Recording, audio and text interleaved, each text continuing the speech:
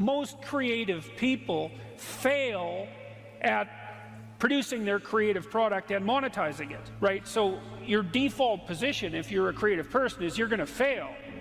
And that's because it's hard to come up with something new, and it's hard to present it to the market at the right time, and it's hard to market it. Like, those things are really, really difficult. And so what successful entrepreneurs do is they just keep doing it over and over and over and over and over and over and over. And eventually, if they're fortunate, one of their ideas happens to hit the right place at the right time. And so that's also Darwinian in some sense. You know, you're creating all these little enterprises that are sort of alive.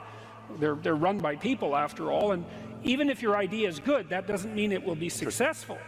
There's so many things that have to be taken into account. So this is partly why persistence, and that's part of conscientiousness, is so useful. It's like, you know, what do they say? If at first you fail, then try again.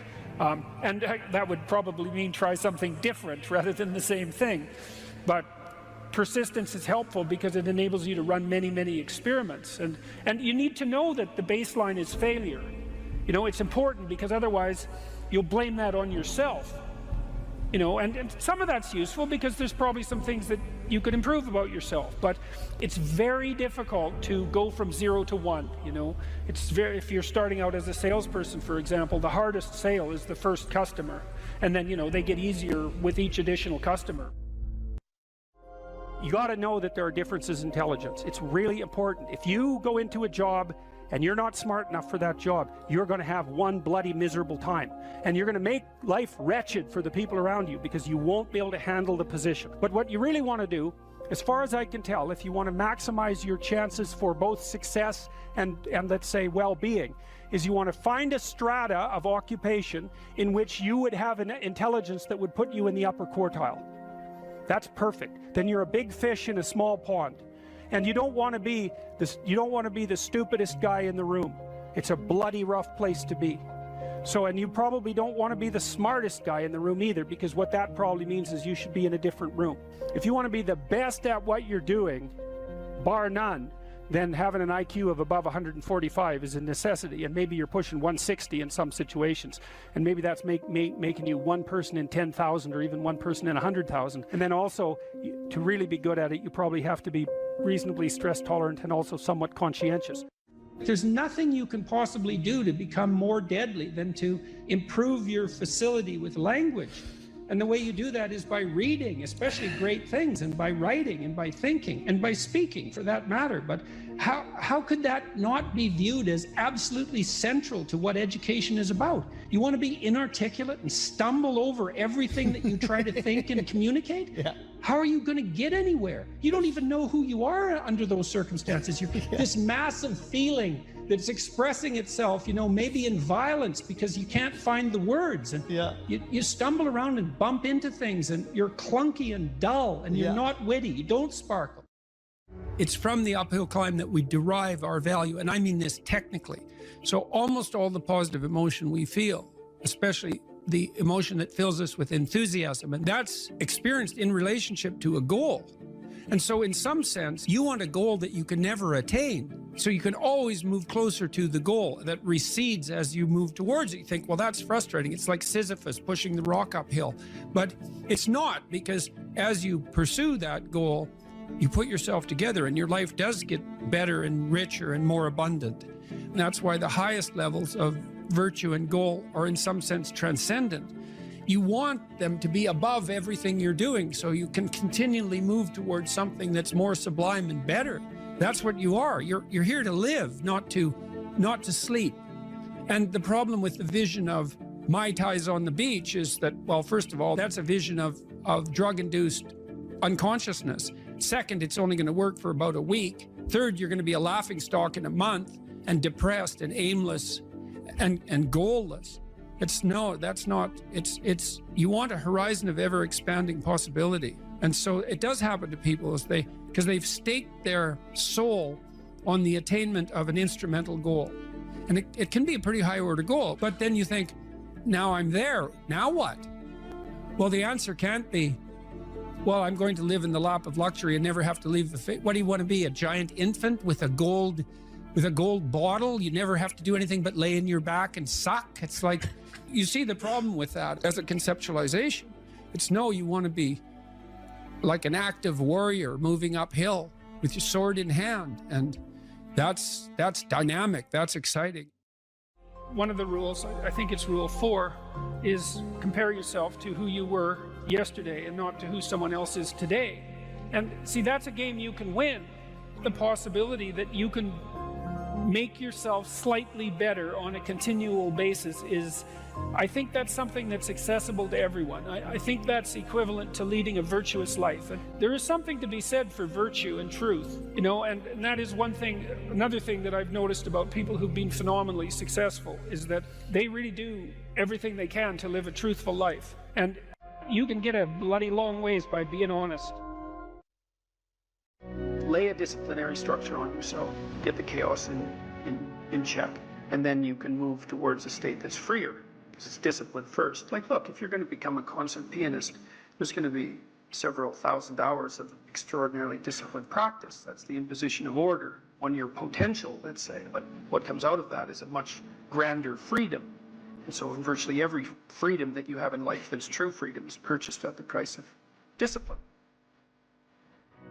But it's not some casual self-help doctrine. It's that if you don't organize yourself properly, you'll pay for it, and in a big way, and so will the people around you. And I would say, start where you can start. You know, if something announces itself to you as in need of repair, that you could repair, then hey, fix it. You fix 100 things like that, your life will be a lot different. Now, I often tell people too, fix the things you repeat every day, because people tend to think of those as trivial. You get up, you brush your teeth, you have your breakfast, you know, you have your routines that you go through every day. Well, those probably constitute 50% of your life. And people think, well, they're mundane, I don't need to pay attention to them. It's like, no, that's exactly wrong. The things you do every day, those are the most important things you do, hands down. People are afraid of the truth because often if you reveal it, it causes conflict in the moment. Telling the truth is definitely an adventure. Seeking for sure, but also telling. Another way of going about it is to just say what you think and see what happens. That's an adventure because you don't know what the outcome is going to be. So look, there's this old idea that it's necessary to have faith in the truth. And so here's a way of thinking about that. Someone asks you a question and you might think, well, here's the outcome I want, and so here's how I'm going to answer that question. So that's one way of approaching it. But another way of approaching it is, you ask me a question, I'm going to think about the answer, and I'm just going to tell you what I think. And it doesn't matter what the outcome is, because I'm willing to see what the outcome will be, predicated on the idea that there isn't a better outcome than the one that truth produces. Even if it's harsh and terrible in the short term, and sometimes it is, it's like there isn't a better way of doing it. Now, you might say, well, how do you know that? And the answer is, well, I don't know that. That's why it's an article of faith, because I believe, and I believe this deeply, the being that you produce as a consequence of telling the truth is good by definition, even though it's harsh and often uncomfortable because you get in trouble. One of the things that I've really learned recently, or learned to articulate better, is that there's a very tight relationship between aspiration and responsibility. The first question might be, do you need to aspire to something? And the answer is, well, yes, because you have to do something. If you just sit there, you'll die. You can't just sit there. You have to go act out in the world. Okay, so act towards what? Well, that's whatever your aspiration is. You have to have an aim. Okay, well, what should the aim be?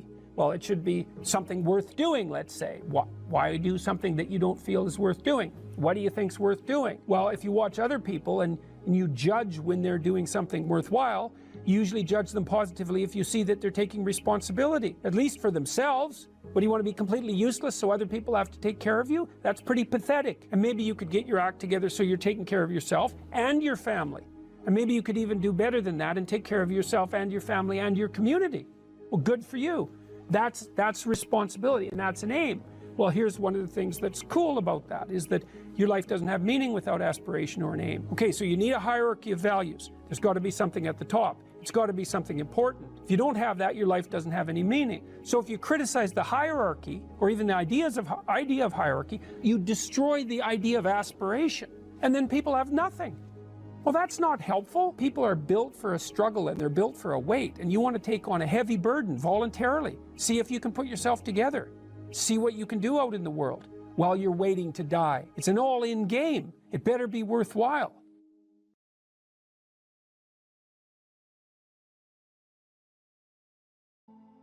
Any advice for students here? Yeah, read great books.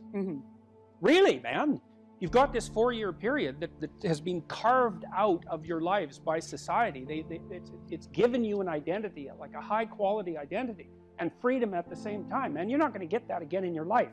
You've got a respectable identity, university student, and complete freedom associated with that, or as near as you're ever going to get. And you've got these unbelievable libraries that are full of the writings of people who are intelligent and articulate beyond comprehension. And you know, and you can go there and you can learn all this. And you might think, well, why should you learn it? Well, you learn it to get a job, or you learn it to get good grades, or you learn it to get a degree, and that's all nonsense. It's nonsense. The reason that you come to university to be educated is because there is nothing more powerful than someone who is articulate and who can think and speak. It's power, and I mean power of the best sort. It's authority and influence and respectability and competence. And so you come to university to craft your highest skill, and your highest skill is to be found in articulated speech. And if you're a master at formulating your arguments, you win everything. And better than that, when you win everything, everyone around you wins too. Because to transform yourself into, let's consider your transformation to something approximating the logos. It means you shine a light on the whole world. Well, there's nothing more exciting to do than that. There's nothing better you can possibly do. And to think that you're coming to university to be, trained to have a job, it's like, great, that's a hell of a lot better than being unemployed and covered with Cheeto dust while you're snacking away in front of your video game in the basement. But it's not and I don't have anything against video games, by the way, but it's hardly a triumphant call to being in the world, and that's what university should be calling forth. It's like, God, you people, I know what Harvard students are like. I taught here for 5 years. You people are spectacular. You're spectacular. You're all capable of being world beaters. You transform yourself into something that's articulated and sensible and grounded in history and knowledgeable and wise, man. You can do anything you want, and hopefully anything you want for good. Because if you have any sense, everything you want to do would be for the good, because there's nothing more compelling or meaningful or useful in combating the tragedy of life than to struggle with all your soul on behalf of the good. And the universities have forgotten that. It's why everyone's bailing out of the humanities, and they should. The humanities are corrupt. And they're corrupt because they're not telling students this. It's so bloody obvious. It's like, learn to think, learn to speak, learn to read. It makes you a superpower, an individual superpower. I don't understand why that isn't just told to students. It's not that hard to understand, and everyone wants to hear it. It's like, really? I could do that? I could do that? It's like, yeah, really, you could do that. And the whole society around you has labored for really thousands of years to provide every single one of you with this spectacular opportunity that you have while you're undergraduates and graduate students here, man. Everyone's just praying that you would come here and manifest everything that you could manifest. And that's what you should be doing, instead of waving placards and complaining about how you're oppressed, for God's sake. You see these Yale students complaining about their oppression. It just leaves me aghast. It's like, well, we're against the ruling class. It's like, no, you're baby ruling class members. You're young.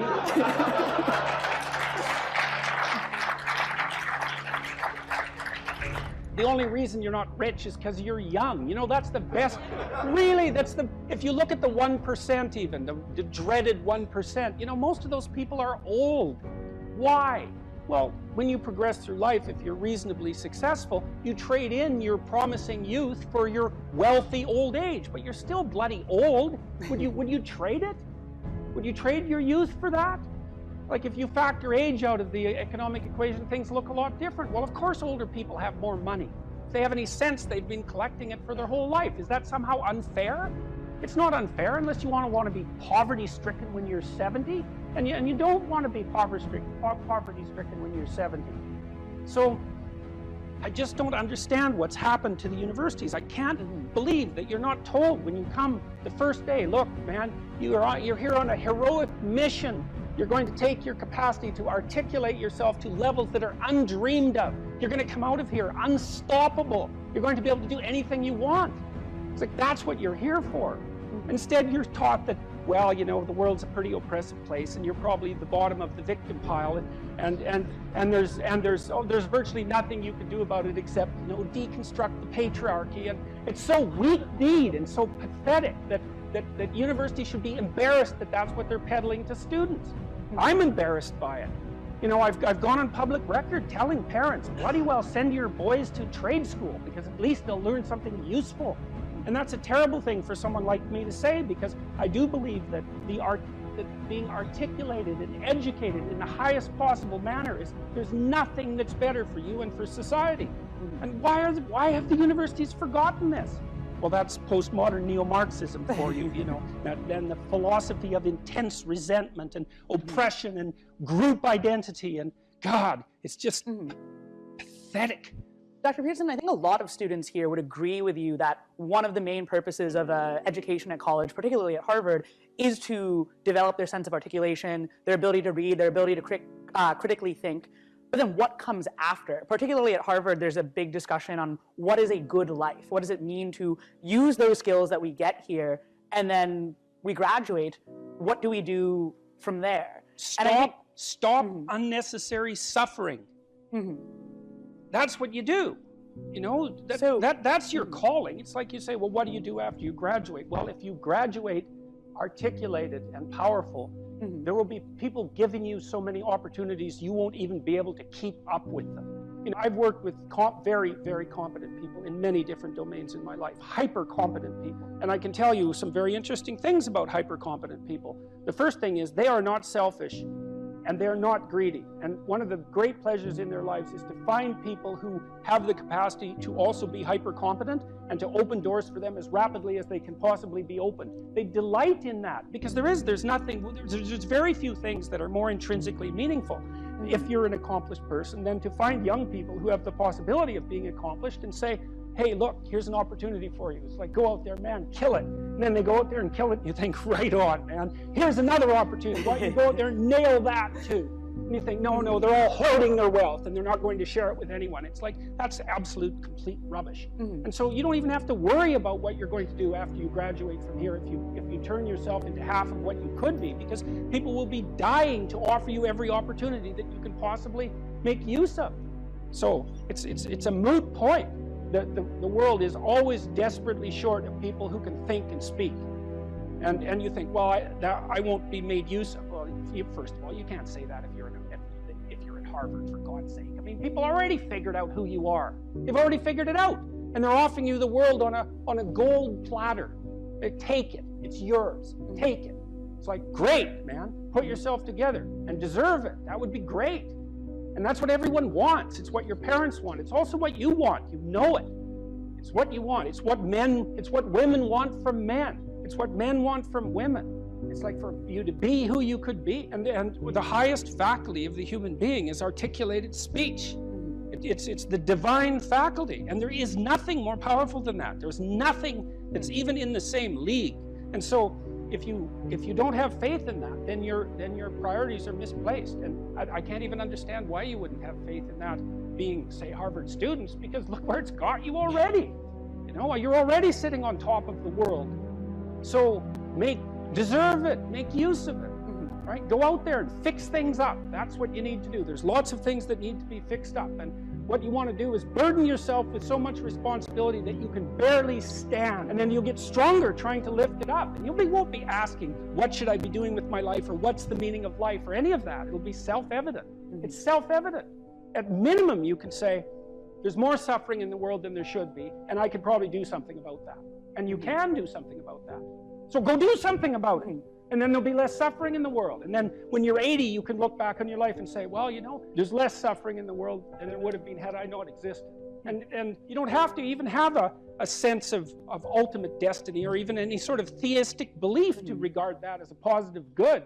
Like, I think it goes beyond the mere pragmatic utility of addressing the world's ills, because I think we do live in a world that has a transcendent reality as well as the reality that we can detect. But even independently of that, it doesn't matter. There's a book. It's a book called About Face. It's about a guy that was in the Korean War and then he was in the Vietnam War, and his name is Colonel David Hackworth. When I was on deployment, I would open up that book anywhere, and I would read 2 pages or 3 pages before I'd go to bed if I was in my bed that night.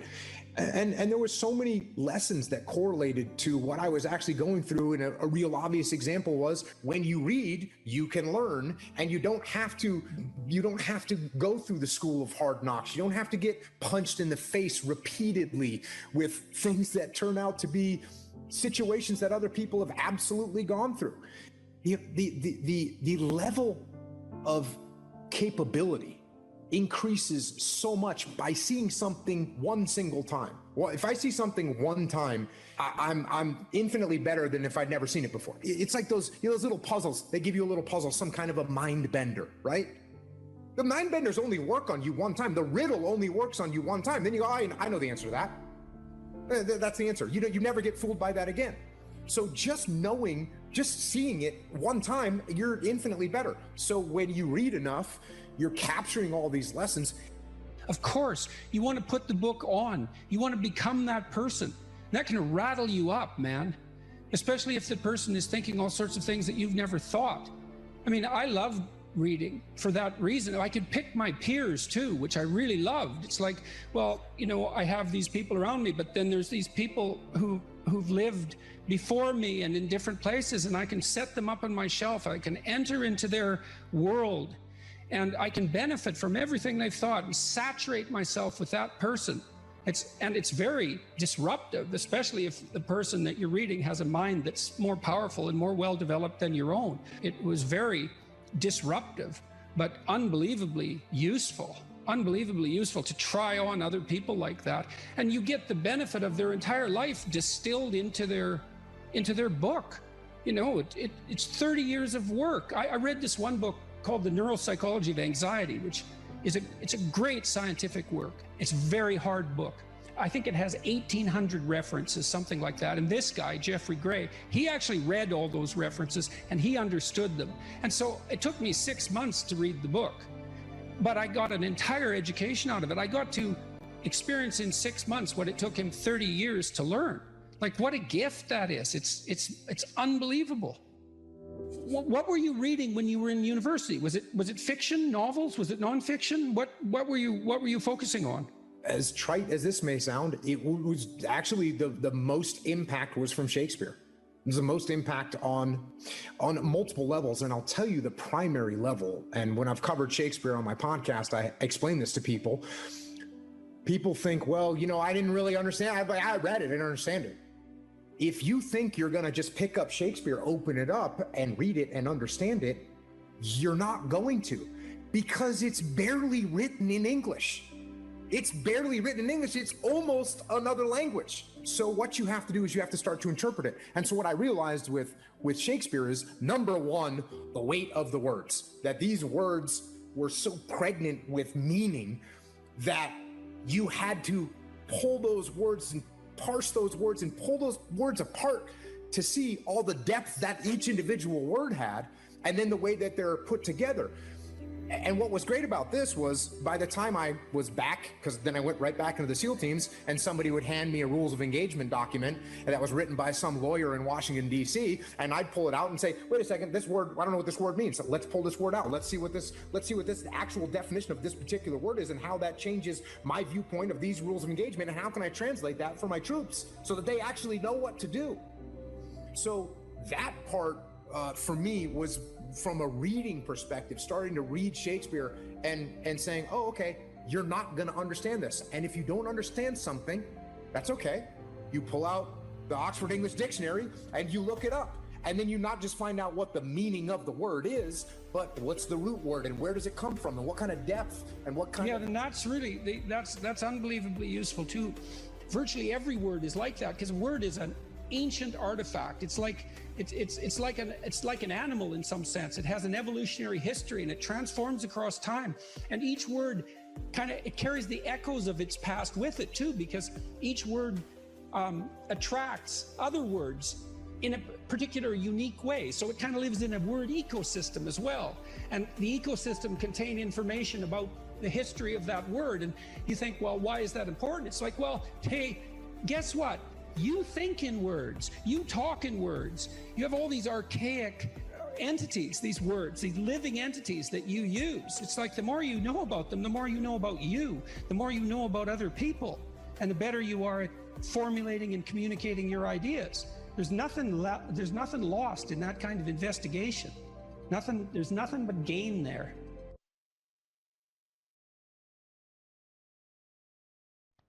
If you can communicate in those means, speaking, writing, and if you can think, you are so powerful that nothing can stop you. You think about it, well, what do you mean? Well, I don't care who you are. I don't care if you're a plumber or a waitress. Not that there's anything wrong with being a plumber or a waitress, because there isn't. It's like you're going to negotiate for a raise. You're going to negotiate for a promotion. You're going to negotiate how your customers treat you. You're going to negotiate how you advertise yourself, for example, with regards to picking up customers. That's all articulated linguistic ability, the ability to express yourself. If you're good at that, you win, period. And so, right, look, there's a reason, like the children of rich people took liberal arts degrees. Why? Because the rich knew that that was the best possible training for leadership positions. And it wasn't because it was a romp through the park for 4 years and then daddy's inheritance. It was because if you learned how to communicate, you were unstoppable. You can accomplish what you want to accomplish if you're being wise about it by being eminently reasonable. That's the thing, is you can have reason on your side, and I mean reason in the best possible sense. It's like you don't have to be temperamental and impulsive in this sort of situation. You can try to put yourself together, which I would highly recommend, and then you can lay yourself open to the attacks. Now that means you should be able to defend yourself. You should have the articulated structures at hand. You should orient yourself properly, politically and philosophically, and even physically for that matter, so that you're a force to contend with. But once you have that down, then you play it with the lightest possible hand. And that way also you have the highest probability of let's say, of changing the minds of people who are possessed by an ideology so that they can rejoin the productive political dialogue. And that's what you want. You don't want to defeat them. First of all, good luck with that. It's like, well, you've got to live with them. You can't defeat people that you live with, because there they are the next day. And if you defeat them, well, then they're defeated. And maybe that's not for the best. And second, it's not like they're happy about the fact that they're defeated. It's not like they're not going to be waiting around to find out when they can defeat you next.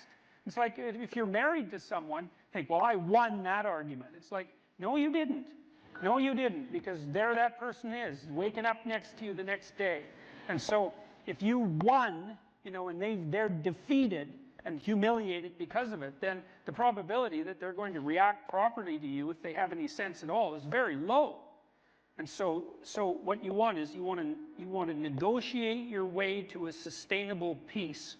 And that's what you want to do in the political realm too, because, well, in this country, you know, there's a certain amount of polarization. I don't think it's anywhere near as bad as the media is making it out to be, as they go through their death spirals and generate clickbait like mad. Because, you know, in the US, you guys have been voting 50% Republican and 50% Democrat for what, about 20 years, right down the middle. It hasn't changed that much. But these people who are on the opposite side of the political spectrum from you, they're the people who live across the street. They're the people who live down the street. They're family members, for that matter. And you're going to have to live with them. It's like you don't want to defeat them. You want to bring them back into the reasonable political dialogue. And you do that by having a certain amount, first of all, by getting your act together so that you're a credible and admirable person, but then by having some forbearance and negotiating towards peace.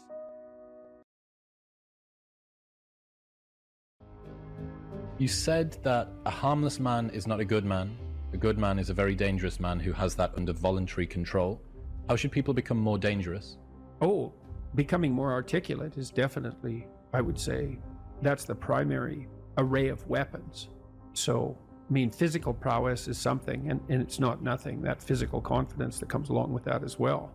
But the same thing replicated at the level of the ability to communicate and to think, that's way broader field of battle and opportunity.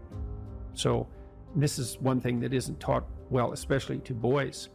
It's more important to teach it to boys, I would say, because they're more skeptical of the educational enterprise in general, generally speaking, partly because they're less obedient, partly because they're less agreeable. That's particularly true for disagreeable boys. And agreeable boys get higher grades independent of their IQ and their academic achievement, because they're easier to deal with.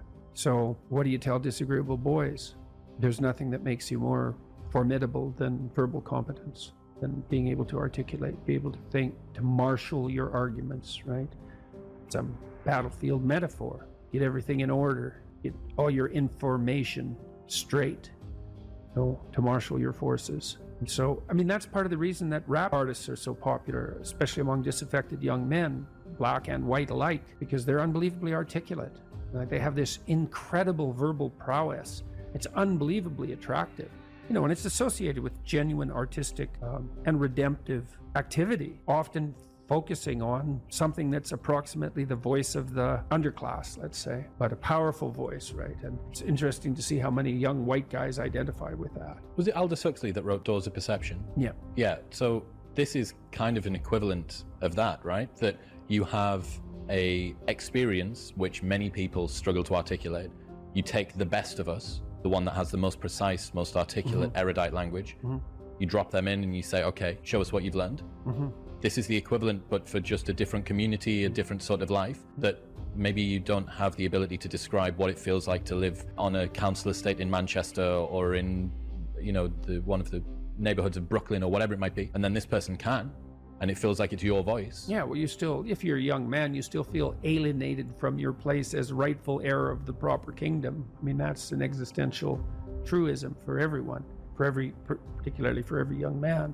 Because he is an outsider in many ways. He's young and juvenile and not very highly valued, and then is in some sense hurt by the inadequacies of the current king, the current culture, and is easily turned against it because of that. And that's the machinations of the evil uncle. That's the King Arthur story. That's the story of Horus and Osiris. It's an ancient story. It's the story of Sauron, and it's there all the time. And you see in rap music, in hip hop, all of that alienation being given an articulated voice in an artistic sense. And that's a good example of the power of verbal facility. And that's the route to, let's say, marketing education to young men. It's like, you want to take your rightful place in the kingdom? It's like, get your tongue straight, man. Get it under control in the highest possible sense. We went to a comedy club, Tammy and I, in New York, the Comedy Cellar. It's a great comedy club. And the last comic was an English guy. And he was not particularly physically prepossessing, and he made a lot of jokes about that, and it was quite funny.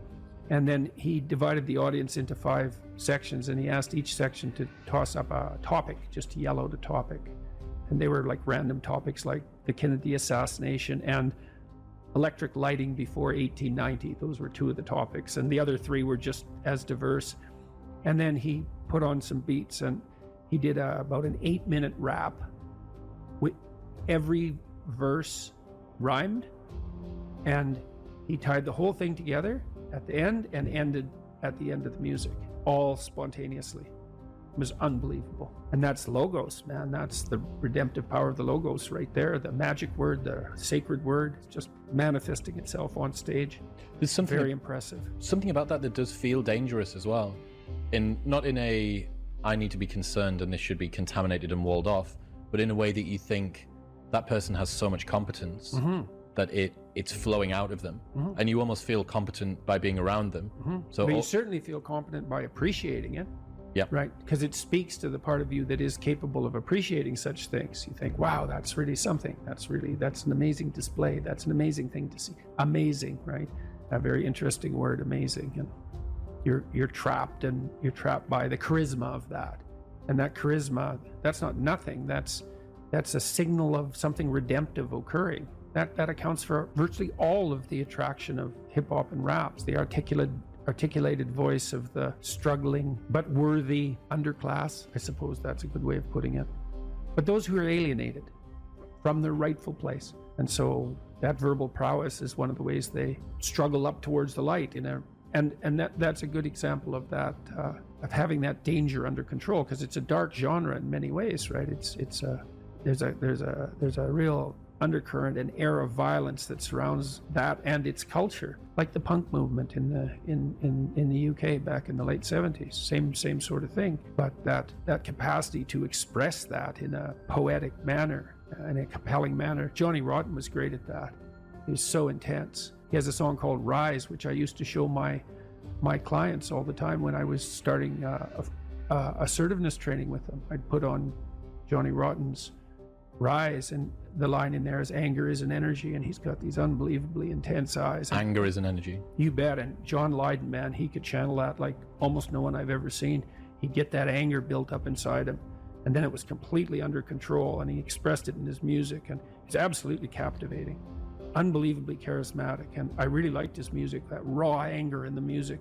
But it was in the bloody music, wasn't it? It wasn't some random riot, you know? He transmuted that into something, you know, you can argue about the poetic merits of punk rock, although I don't think you should. I mean, I Did It My Way, Sid Vicious's version of I Did It My Way. My God, that's a work of genius, that. It's so brilliantly satirical.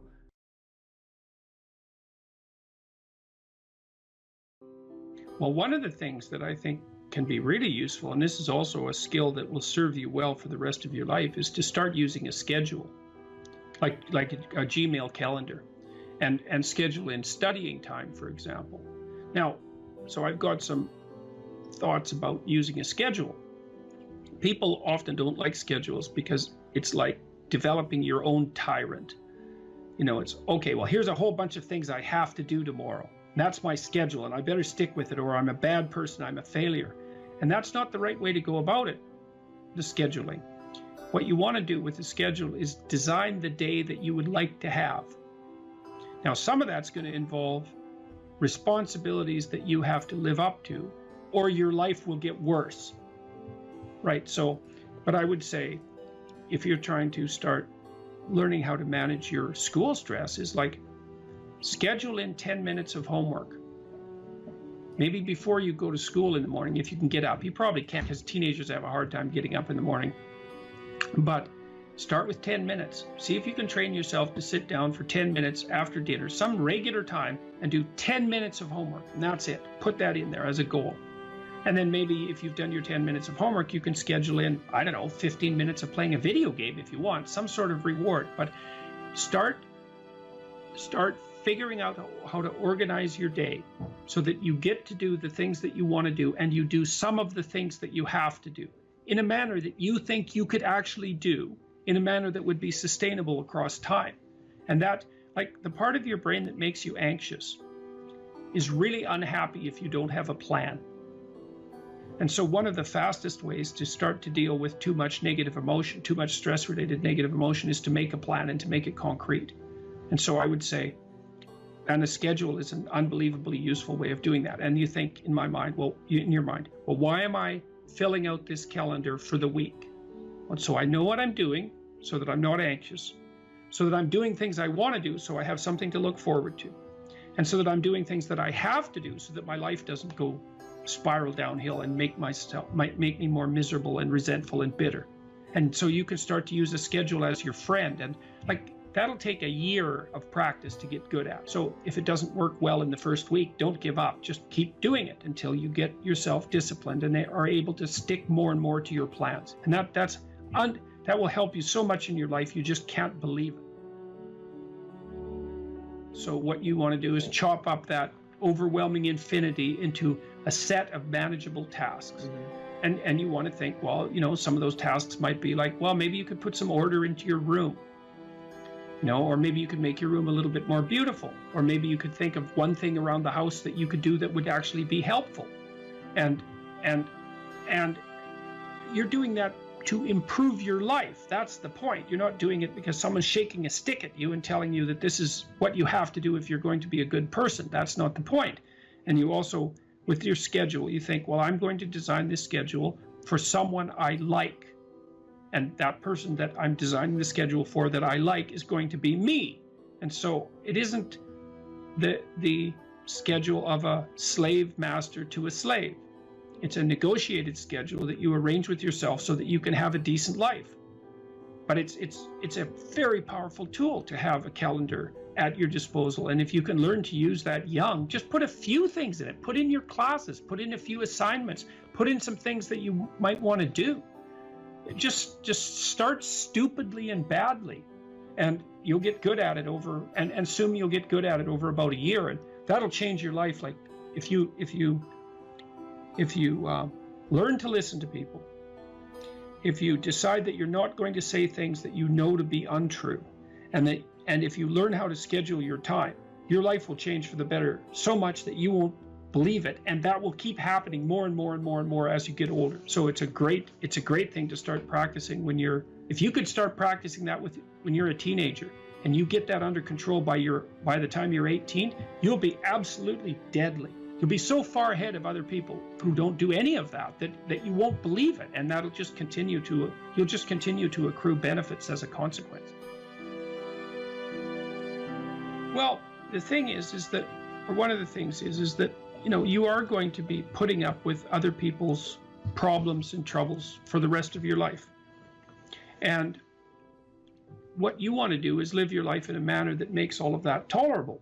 And so I would say, with the scheduling and with the attempt to speak honestly, and with the development of goals that are valuable to you, you're going to be occupied enough with your own life and see enough of the quality of that life so that you'll be able to tolerate a fair bit of noise and stress coming at you from other directions. And I would also say that the more that you put yourself together in the manner that we've already discussed, the better other people will treat you, and the less unnecessary suffering and distress that you're going to encounter.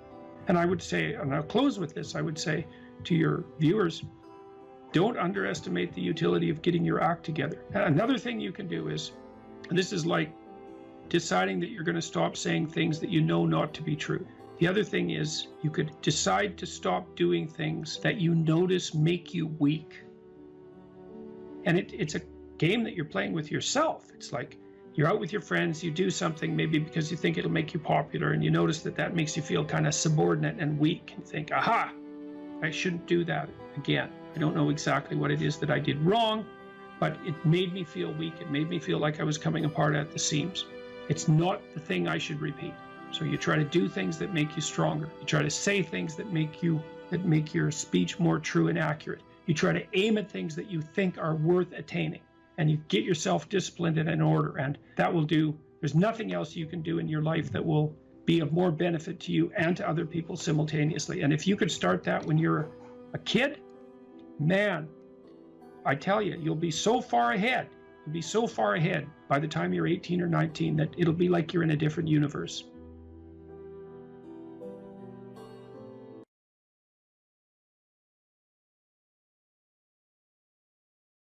Regulate your habits. Try to get up at approximately the same time each morning. I would recommend that you get up approximately when other people get up. So that would be something in the neighborhood of 7:30 or 8 in the morning. Perhaps earlier, perhaps a little bit later, but you want to stabilize that because your circadian rhythms operate more, fluidly, and your mood is likely to be regulated better if there's islands of stability in your daily routines. Human beings like daily routines, just like dogs like daily routines. And so regulate your sleep. I would say when you get up in the morning, eat breakfast. That's a really important thing to do. I can't tell you how many people I've treated in my clinical practice whose proclivity for emotional instability and depression, anxiety, general hopelessness, emotional pain and gloom and doom, as well as capacity to concentrate, were properly regulated or inhibited or reduced by merely ensuring that they ate a protein and fat rich breakfast relatively soon after they wake up. And that's especially true if they're stressed. And as it turns out that if you stress yourself after a fast, which is of course what you've undertaken if you haven't eaten since the night before, that your body produces enough insulin to deplete the sugar in your blood. And then it's very difficult for you to become regulated properly with regards to your metabolism until you sleep again. And so it can be regulating your sleep, and your breakfast eating habits in particular can be in a very effective way of regulating your mood and increasing your capacity to concentrate. The other thing I would say is that scheduling your time is also extraordinarily useful. And so I can tell you a little bit about how to use schedules effectively. You should develop a long-term plan. Right? So you have to set up your long-term vision. And then I would say, once you set up that vision so that you know how to orient yourself, then you should start designing your days. And you can do that very effectively with a calendar like Google Calendar. Many people say, well, I hate using a schedule, or I hate using a calendar. What you're doing is using the calendar as an external tyrant that's telling you what you should do if you were going to be a conventionally good person each day. So you load yourself up with arbitrary responsibilities. But that's not really how you should use a schedule. What you should use a schedule to do is to design the day that you would most like to have. And obviously that's going to include accepting some responsibility and undertaking to make progress on those things that you have to make progress on to keep your life from collapsing into chaos. But it should also mean that you schedule in activities that make you actually want to have that day. And so if you're using a schedule properly, that it can be your friend. And that can also be something that can increase your capacity to concentrate. And then I would say, well, if you're very scattered, then you can start to train yourself. You might say, well, I need to learn to read without distraction. So maybe what you do, you say, okay, well, for the next week, I'm going to read 10 minutes a day, and I'm going to try to limit the distractions. And if you're successful at that, then you could try 12 minutes a day. And if you're successful at that, you could try 15 minutes a day. And the trick is to set a goal for yourself that is slightly beyond your current level of performance, enough to be challenging, enough to be worthwhile if you accomplish, but not so difficult that you're likely to fail. And then practice incrementally, day by day, trying to inculcate the habits that you want to inculcate. And assume that it'll take you a number of months or even a number of years in order to become very fluent at the habit. The important thing is to start improving incrementally, because incremental improvement pays off like compound interest.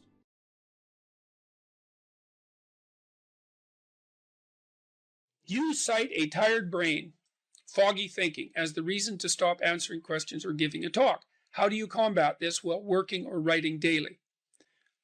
Well, I eat a big breakfast relatively soon on waking.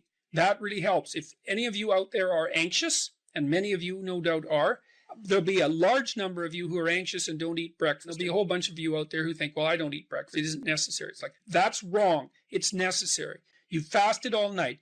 If you load yourself cognitively or physiologically in the morning, your brain, stressed, will encourage your body to produce insulin. It will take all the blood sugar out of your blood, and then you're done for the day. And then you'll be anxious. And a lot of the rest of you too, you'll find if you're anxious, try this. It's really, really interesting experiment. The next time you're anxious, go eat something. Eat some protein and fat would be best. You could have cheese and crackers. I'm not a big fan of carbohydrates, but whatever. Eat whatever you're willing to eat, but make it solid. Don't eat a peanut butter, or don't eat a chocolate bar or something sweet. Eat something substantial, a piece of meat, a piece of cheese, some peanut butter, something like that. And then wait 10 minutes and see if you're less anxious. And try that for like 2 weeks. Every time you get anxious, eat something. Because then you can find out if your anxiety is linked to low blood sugar. And it's very likely that it is, especially if you also get irritable and foggy in your thinking. And the best way to treat that, as far as I've been able to tell, and there's a decent literature on this, is to make sure that you eat a big breakfast. And you might say, well, I'm not hungry in the morning. It's like, who the hell cares if you're hungry? I didn't say enjoy your breakfast. I said eat it. That's not the same thing. You know, there's lots of things that you need to do that you don't enjoy to begin with. You'll get hungry in 6 months and then you'll start to enjoy it. So that's a massive difference. I take small naps quite frequently. If I'm wiped out, I'll go have a nap for 10 minutes or 15 minutes. And then that helps quite a lot. I try to wake up fairly on a fairly regular schedule. That's another thing I would really recommend for people whose lives are in disarray and who are anxious. Try to fix your wake time. Sleep, going when you sleep, that's not so important. So you can still, stay up late and have fun and all that, but getting up in the morning is really helpful. So, and you also have to figure out how much you can work or write. I can't write for more than about my sustainable maximum for writing is 3 hours a day. And if I push it past that, then especially if I'm editing, I make mistakes when I'm editing, so that's counterproductive, and I can't sustain it across time. And so I don't really think you can do more than about 3 hours of extremely intense intellectual work a day. Although if you have a nap, you can stretch that, but I think at least I end up paying for it across time. So nap, make sure you eat, and make sure that you get enough sleep. So that's how I combat it and try to make myself hyper efficient. If you dare to do the most difficult thing that you can conceptualize, your life will work out better than it will if you do anything else. Well, how are you going to find out if that's true? Well, it's a Kierkegaardian leap of faith. There's no way you're going to find out whether or not that's true unless you do it. So no one can tell you either. You have to be all in this game. There is no more effective way of operating in the world than to conceptualize the highest good that you can and then strive to attain it. There's no better pathway to self-realization and the ennoblement of being than to posit the highest good that you can conceive of and commit yourself to it. You can take whatever job you have and you can make it a real nice little piece of absolute misery. Or you can act like a civilized human being and notice that no matter where you are, there's a richness and a complexity that's completely inexhaustible right at hand. And then you can take that seriously and you can say, well, I can make it a lot better if I want to. I can get along properly with my coworkers and not gossip behind their back, and I can treat my customers properly. And if an opportunity comes my way, I can take it and I can see what happens. Young people always have a reason to be upset and cynical about the current state of affairs. And it's that way forever. And so it's useful, I think, to consider such considerations or such conceptualizations as the patriarchy in that light, because it's an archetypal truth that the social structure is corrupt and incomplete. And what that means is that it's something that you have to contend with every moment in some sense of your life. It's a permanent fact of existence. And to be upset that the structures, the social structures, or even the biological structures within which we live are incomplete and imperfect, to take that personally, that's the worst part of it. To take that personally is a misreading of the existential condition of humankind, because it's always the case that what you have been given and what you live in is degenerate and corrupt and in need of repair. And it's easier just to accept that, because there's also a positive element, and the positive element is, well, you've been granted something rather than nothing, and maybe you haven't been granted pure hell, because especially in a culture like ours where many things actually function quite well, so there's room for gratitude there. Even if it's a broken machine, it's not one that's completely devastated, and it's not absolutely hell-bent at every second on your misery and destruction. And it easily could be, because many societies are like that. And so the fact that we happen to live in one that isn't corrupt beyond imagining is something to be eternally grateful for. Well, so we live inside a damaged structure, and we also bear responsibility for that damage, because we don't do everything we can to constantly repair it. And you might say, well, that's actually one of the fundamental, people say, well, what's the meaning of life? What they really mean is, what's the positive meaning of life? Because as we've already discussed, the negative meanings of life are more or less self-evident. Well, the positive meaning of life is to be found in noting the state of lack of repair of the walled city that you inhabit, and then sallying forth to do something about that, to repair the breaches and to fix up the walls and to make the structure that you inhabit as secure and as productive as it possibly can be. And there's no shortage of opportunities to do that. You can do that in your own mind. You can do that in your own room. You can do that in your own household, in your local community. And maybe if you get good at doing it at all those levels, then you can start to look beyond that. And so there's challenges. That's the thing that's kind of interesting about this insufficient structure, is that it has a set of challenges built into it because of its insufficiency, and perhaps even because of its corrupt nature, that calls forth the potential response from you of heroic adventure. And the heroic adventure is to man the barricades and repair the city. And you can always do that. It doesn't matter what your personal circumstances are. There's always something that isn't right near you, isn't correct, isn't laid out properly, that you could just fix if you wanted to. And one of the things that we're going to talk about tonight is the idea that if you adopt an attitude that's like that, that the role that you should play is to make things better wherever you are, however you can, that what would actually happen would be that things would get better wherever you are in all sorts of ways, and that we've really, as a species, you might say, or maybe even as singular individuals, we've explored that rarely. It isn't something that's put forth as a proposition that often, and it's quite surprising to me. And you know, I had an interesting experience the other day. I went to the keg. I go there because I have food allergies, and they're very careful with people who have food allergies. And the waiter took me to the table, and he said that he had been watching my lectures, and that's a very common experience. And he was happy about that, and he said that he'd had 2 promotions at the keg in the last 4 months because he'd been watching my lectures. And like, I really found that an affecting experience, because you know, you might say, well, he's working as a waiter at the keg and there's nothing particularly heroic about that. And I disagree with that, actually, because I don't care where you're located, you can do a hell of a job, and I mean that literally. At whatever job you have, you can take whatever job you have and you can make it a real nice little piece of absolute misery. Or you can act like a civilized human being and notice that no matter where you are, there's a richness and a complexity that's completely inexhaustible right at hand.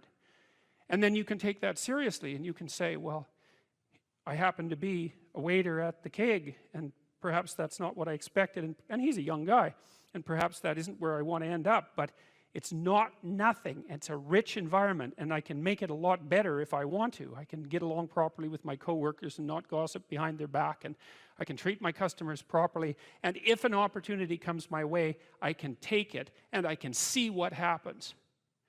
And so he said that's what he had started doing, and that things were working out much better for him. He was in a much better job than he was 3 months ago. In 3 months, that's nothing, right? I mean, that's a nice trajectory. It's an uphill trajectory, and that's what you want, really. An uphill trajectory is actually even better than being somewhere good, as far as I'm concerned, because one of the things that really makes your life meaningful is the clear realization that you're headed somewhere better than you are now. And then it's even better if you also understand that there's a direct causal relationship between the things that you're doing and the steepness of that incline. And so I get a lot of letters from people like that, and they're most frequently young men, although not always. And they say, well, you know, I've been listening to these lectures, and I decided that I'm going to try to take responsibility for my life, and so I've started to stop doing all the stupid things that I know that are stupid, that I know I shouldn't be doing, and I've started doing some of the things that aren't stupid that I know I should be doing, which seems pretty obvious, really, if you think about it. But obvious though it may be, that isn't necessarily what people do. And then they write and say, you can't believe what difference that makes. And they're thrilled about it. And so I'm thrilled about it when I get letters like that, because I really don't experience anything as better than a letter like that or a message like that, because it's so good to see things that aren't so good replaced by something better. And I really do think it's an open question. I truly believe it's an open question to what degree we could make things better if that's what we actually aimed at doing. You know, in some of the stories that we've covered already, the story of Cain and Abel in particular is really an analysis of that problem, which is so remarkable. It occurs so early in this document. It's such a foundational story. And it basically says, well, there's 2 modes of being in the world, right? There's one where you adopt the responsibility for living properly, for being properly, and you make the sacrifices necessary for doing that, and then everything will flourish properly. And the other one is a pathway of resentment and bitterness and rejection and murder and genocide, and that just seems exactly right to me. And so if the positive path beckons, if you can actually see what it is, if you can lower yourself enough to see what it is. Carl Jung said once that modern people didn't see God because they didn't look low enough. It's a phrase I really, really like, because people denigrate the opportunities that are right in front of them. And there's no reason to do that, because what's right in front of you is the majesty of being. That's what's right in front of you. It's inexhaustibly complex and full of potential, and there's no reason to assume that wherever you happen to be isn't as good a starting place as anywhere else. Now, you know, I know some people have terrible, terrible lives. They're in situations that are absolutely unbearable. But I also do know that even situations like that can be made a hell of a lot worse by the worst kind of attitude. That's for sure. So anyway, so that's where you are. You're in a damaged structure. You're a damaged structure. You're in a damaged structure. But, you know, at least it's got some walls. You know, you're not being fed to the lions on a regular basis, so that's a good thing. And you can emerge forward, you know, heroically, magically, to confront the chaos that constantly threatens the structure within which you live. And you can free something as a consequence of that. You can learn something. You can strengthen yourself. That's the other thing, because what you're actually made of, in many ways, that what informs you, what you're made of, is what you encounter when you voluntarily encounter the unknown.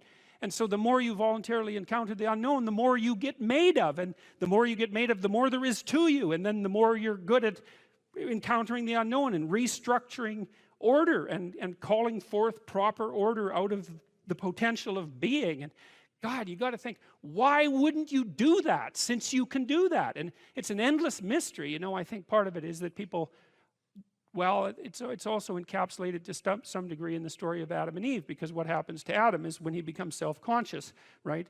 He becomes ashamed of himself and regards himself as a lowly sort of creature. And there's endless reasons why people would do that, because, of course, we're rife with imperfection. And so he hides from God. And I think that's actually the answer to the conundrum, which is that people don't aspire to the highest good because they're deeply ashamed of themselves and their weaknesses and their insufficiencies. And so that's not the only reason. I mean, there's the desire to avoid responsibility, and there's all the negative motivations as well, like resentment and hatred and the desire to make things worse. I don't want to, you know, give us too much of a break, but it's something like that. But it's okay to not be in a very good place if what you're trying to do with that not very good place is make it better. And one of the things I really have learned as a clinical psychologist is that you just cannot believe how powerful incremental progress is. You can do the calculations like, it's like compound interest, you know. If you make your life 0.1% better a week, man, in 2 or 3 years, you're in such a better place than you were that it isn't even like the same domain. And if you keep that up for 10 years or 20 years, you know, especially if you're young and you start early, you start to straighten yourself out and fix the things that you can fix. You can transform your lives in ways that are completely unimaginable. And God only knows what the upper limit of that is in terms of human possibility, because we are amazing creatures, you know, when we really get our act together and stop running at 10% of our capacity, you know. So that's what you do. You've got, you know, the fact that things aren't exactly the way they should be at least gives you something to do, you know, and that's maybe something great to do, because there's no shortage of suffering and trouble that besets the world that you could conceivably ameliorate in some way. And the utility and meaning, the utility of that and the intrinsic meaning of that is self-evident. So it also makes me curious about nihilism, for example, and despair, because, I mean, I understand those emotions, I understand them deeply, and the intellectual mindset that goes along with it, but they just seem beside the point to me in some sense, because there are so many things that need doing that all you really have to do is open your eyes and look at them and then decide that you're actually going to do something about them. And you might think, well, what's within my scope of influence is so trivial that it's not worth doing. It's like, it won't stay trivial for long if you do it. Not at all, and I don't think it's trivial to begin with. I really don't believe that anything done right is trivial. And my experience in my life has been that anything I actually did paid off. It didn't pay off necessarily in the way that I expected it to pay off. That's a whole different story. But if it was genuine commitment to do something, even if it went sideways and the outcome was really something other than what I expected, the net consequence over time was nothing but good. So every new frontier that can be conquered is an advance forward, and there's no shortage of frontier because we're surrounded by the unknown. We're surrounded by our own ignorance, and we can continually move into that domain, into the domain of chaos, or we can restructure pathological order, and that's the secret to proper being. And so then you encounter chaos that way, you know, and then you can regard yourself as the sort of entity that, despite its insufficiency, has the capability to conquer chaos, despite the danger of that. That's the other thing, because the fact that you're fragile is actually a precondition for your heroism, because if you weren't fragile, then there'd be nothing heroic about doing something difficult, right? Because if you couldn't be hurt or damaged or defeated or end up in failure, then where's the moral courage in the endeavor? It has to be that the fragility is built into the courage. And so it's not a reason not to engage in it at all. In fact, quite the contrary. And so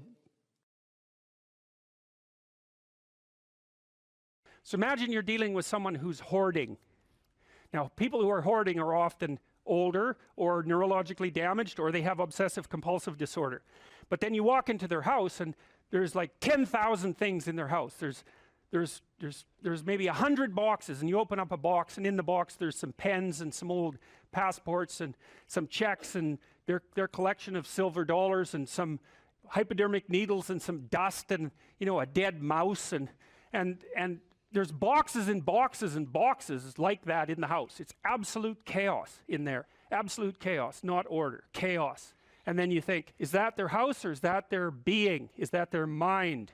And the answer is, there's no difference. There's no difference. So, you know, I could say, well, if you want to organize your psyche, you could start by organizing your room. If that would be easier, because maybe you're a more concrete person and you need something concrete to do.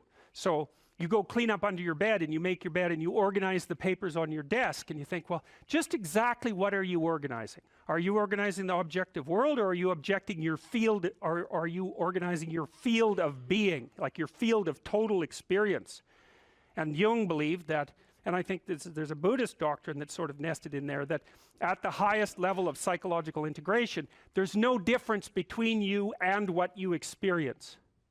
Now you think, well, I can't control everything I experience, but that's no objection, because you can't control yourself anyway. So the mere fact that you can't extend control over everything you experience is no argument against the idea that you should still treat that as an extension of yourself. So you could say, well, let's say you have a long-standing feud with your brother. Well, is that a psychological problem? Is that him? Is it a problem in the objective world, or is it a problem in your field of being? And it's very useful to think that way, because you might ask, what could you do to improve yourself? Well, let's step one step backwards. The first question might be, why should you even bother improving yourself? And I think the answer to that is something like, so you don't suffer any more stupidly than you have to. And maybe so others don't have to either. It's something like that. You know, like there's a real injunction at the bottom of it. It's not some casual self-help doctrine. It's that if you don't organize yourself properly, you'll pay for it, and in a big way, and so will the people around you. Now, and you could say, well, I don't care about that, but that's actually not true. You actually do care about that, because if you're in pain, you will care about it. And so you do care about it, even if it's just that negative way, you know. It's very rare that you can find someone who's in excruciating pain who would ever say, well, it would be no better if I was out of this. It's sort of, pain is one of those things that brings the idea that it would be better if it didn't exist along with it. It's incontrovertible. So you get your act together so that there isn't any more stupid pain around you than necessary. Well, so then the question might be, well, how would you go about getting your act together? And the answer to that, and this is a phenomenological idea too, it's something like, look around for something that bothers you and see if you can fix it.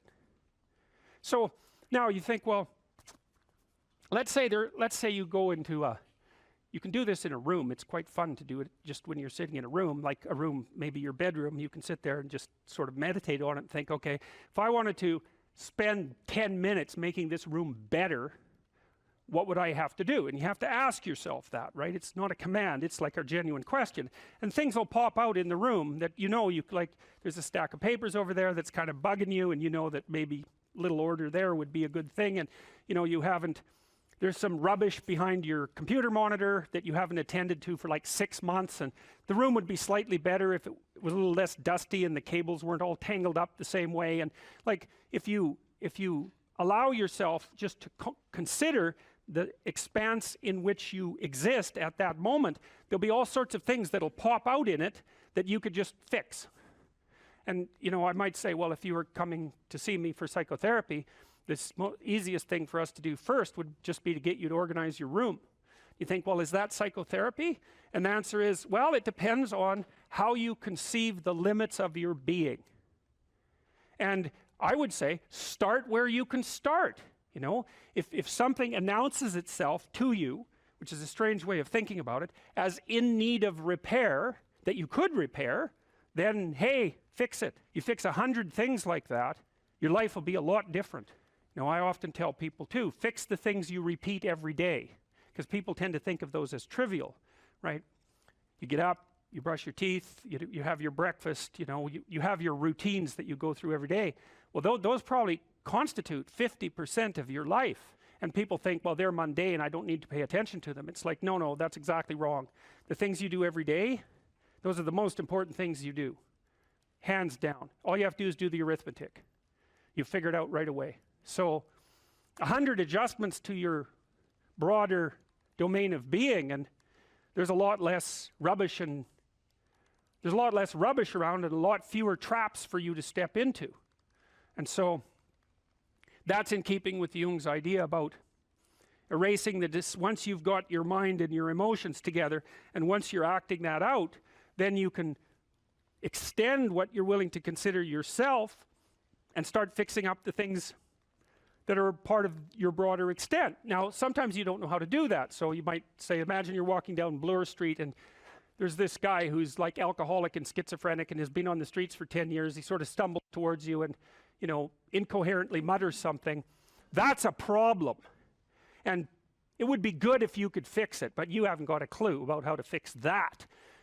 You just walk around that and go find something that you could fix, because if you muck about in that, not only is it unlikely that you'll help that person, it's very likely that you'll get hurt yourself. So, just because while you're experiencing things announce themselves as in need of repair, doesn't mean that it's you right then and there that should repair them. You have to have some humility. You don't walk up to a helicopter that isn't working and just start tinkering away with it.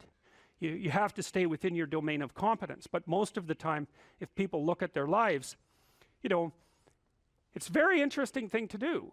I like the idea of the room, because you can do that at the drop of a hat. You go back to where you live and sit down and think, okay, I'm going to make this place better for half an hour. What should I do? And you have to ask, and things will just pop up like mad. And it's partly because your mind is a very strange thing. As soon as you give it an aim, a genuine aim, it'll reconfigure the world in keeping with that aim. That's actually how you see to begin with.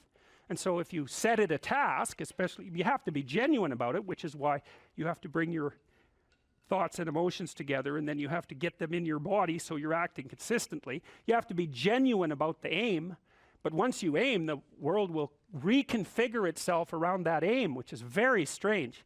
And it's technically true. The best example of that, you have all seen this video where you watch the basketballs being tossed back and forth between members of the white team versus the black team, and while you're doing that, a gorilla walks up into the middle of the video and you don't see it. It's like, if you thought about that experiment for about 5 years, that would be about the right amount of time to spend thinking about it, because what it shows you is that you see what you aim at. And that, man, if you can get one thing through your head as a consequence of even being in university, that would be a good one. You see what you aim at. And so, because one inference you might draw from that is, be careful what you aim at. right? What you aim at determines the way the world manifests itself to you.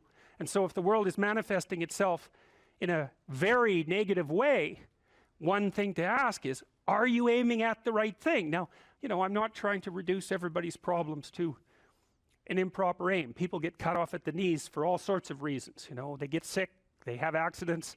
There's a random element to being, that's for sure. And so you don't want to take anything, even that particular phrase, too far.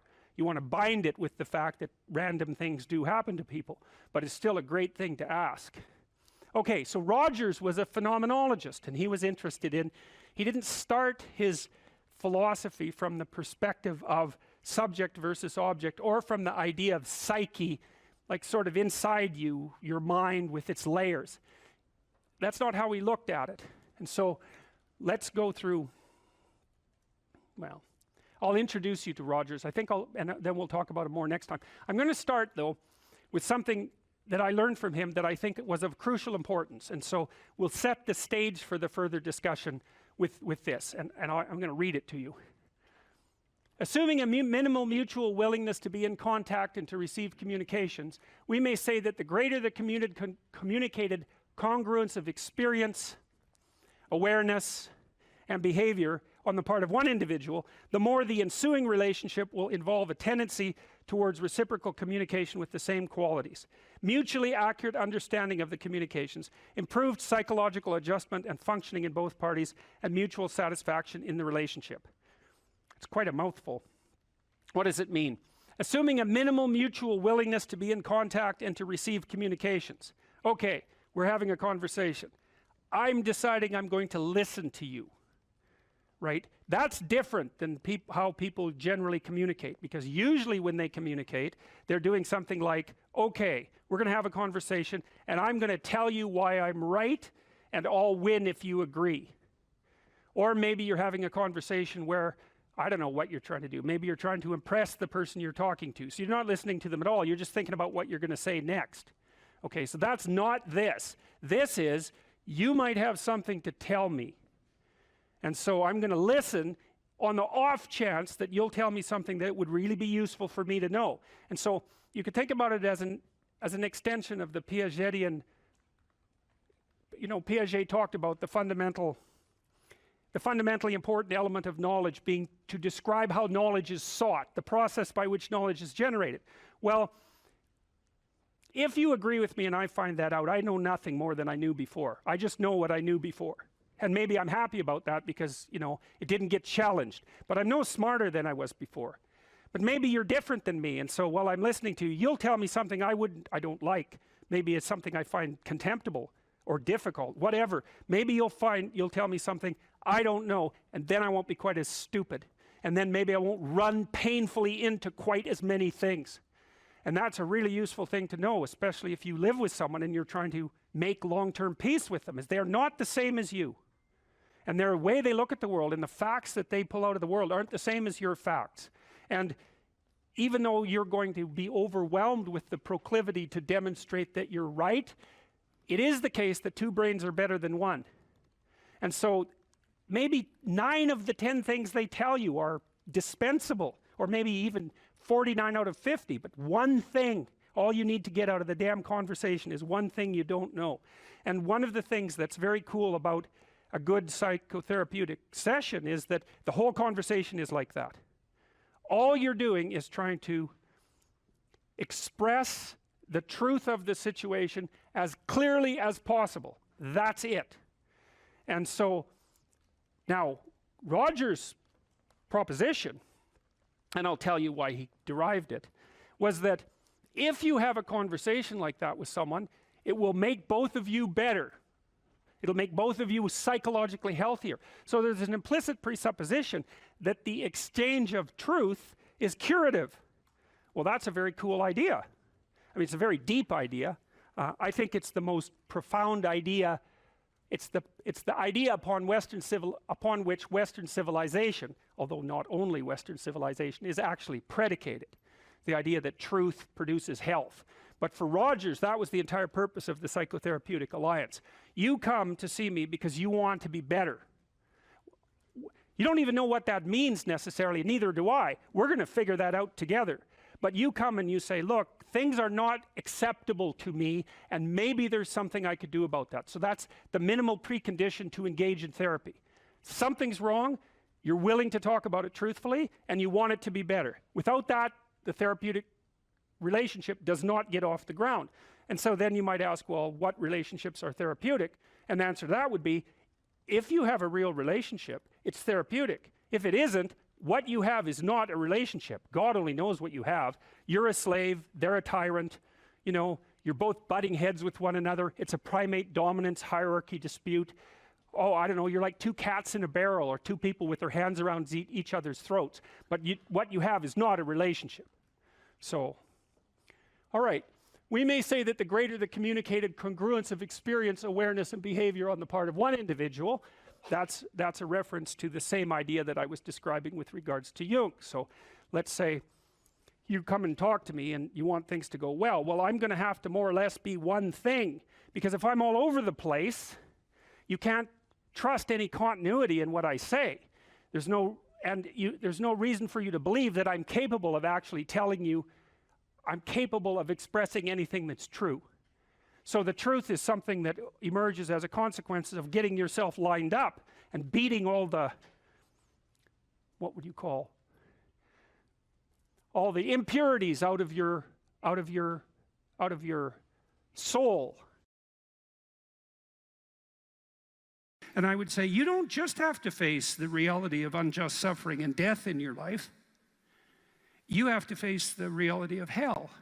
And you might say, well, I don't believe in hell. It's like, well, do you believe in Nazi Germany?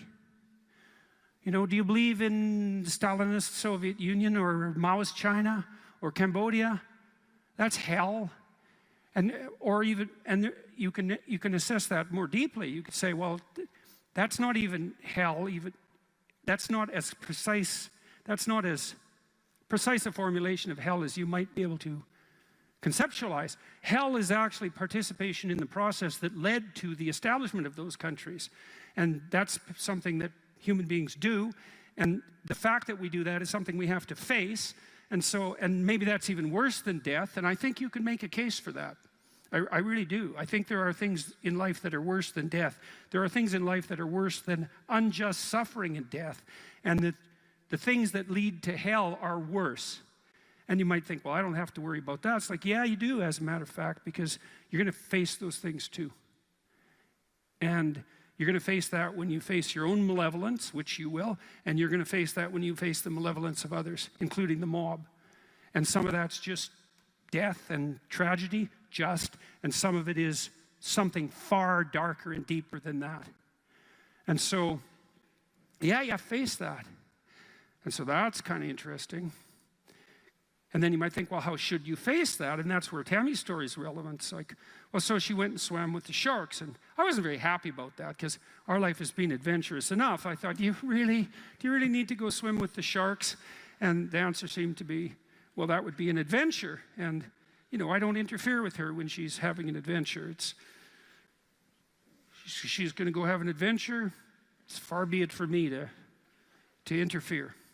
And then she told me, you know, that you had to look the shark in the eye or it would think you're prey.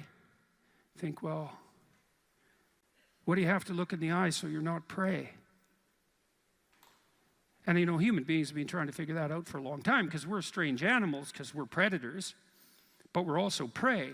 And so I guess at any moment you're sort of deciding, well, are you a predator? Are you the thing that's on top, or are you prey? And you're prey if you turn tail and run.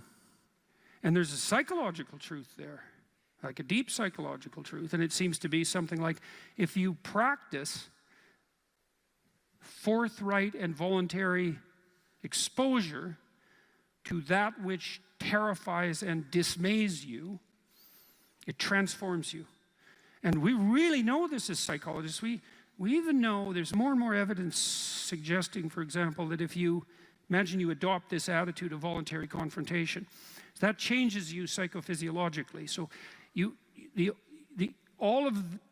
much of the biochemistry of motivation and emotion is transformed when you take a stressor which could be oppressive and paralyze you and cause you to withdraw, and you reverse that and you decide to advance. It's like a different spirit inhabits you. And I mean this physiologically. There's a whole different pattern of being that makes itself manifest in you neurologically and psychophysiologically and pharmacologically. So you take it on as a challenge, right? And that transforms you at a cellular level too, because one of the things we've discovered in recent years is that if you do something new and complex, then that turns on that parts of your DNA that haven't produced proteins before will start producing new proteins and reconstruct you from the cellular level up. So it's a deep transformation, and we have no idea how deep. And again, you could ask yourself, if you didn't withdraw in fear from anything from everything that life threw at you, who could you become? And I would say that's the central religious question in some real deep sense. You know, are more things thrown at us than we can manage? Well, that's a tricky question, because pretty dreadful things are thrown our way. And you might say, well, that's just presents an insuperable barrier to progress. That's not very helpful, because you're alive, here you are, you got these problems to contend with, and if it's an impossible task, then how could you be anything but hopeless and desperate? But then you think, well, wait a second, how would things transform if I took this on as a voluntary adventure? You know, regardless of its scope, and the scope would include unjust suffering, death, and hell. And that's not just some religious or metaphysical vision. It's like, no, you're actually going to have to contend with that in your life, in whatever way those things make themselves manifest to you personally. That's coming, man. And so maybe you better get prepared. And then the question might be, well, what would happen if you got prepared? And the answer might be, you'd be prepared. And I think the religious enterprise in its deepest sense is that process of preparation. And you know, you might want to even push that a bit farther. You might say, well, not only do you want to get prepared for what's coming your way, but you want to be so prepared that when it comes your way, that it doesn't make you bitter and resentful and tempted by the desire to walk the path that would make all of that even worse.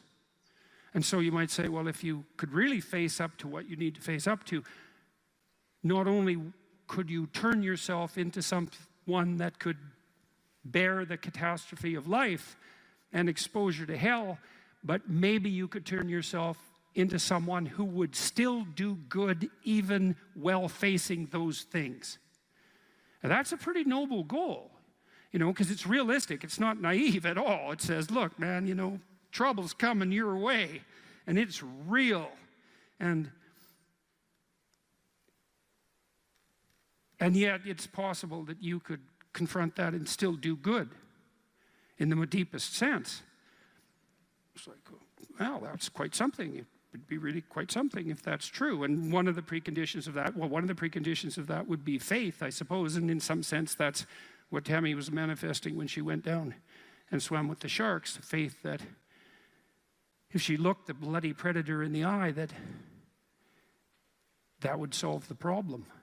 And then you think too, well, could it be any other way? It's like, well, we have all these problems in our lives, and we could think there's two possible ways of approaching those problems. One would be we just ignore them in the hopes they would what? Go away?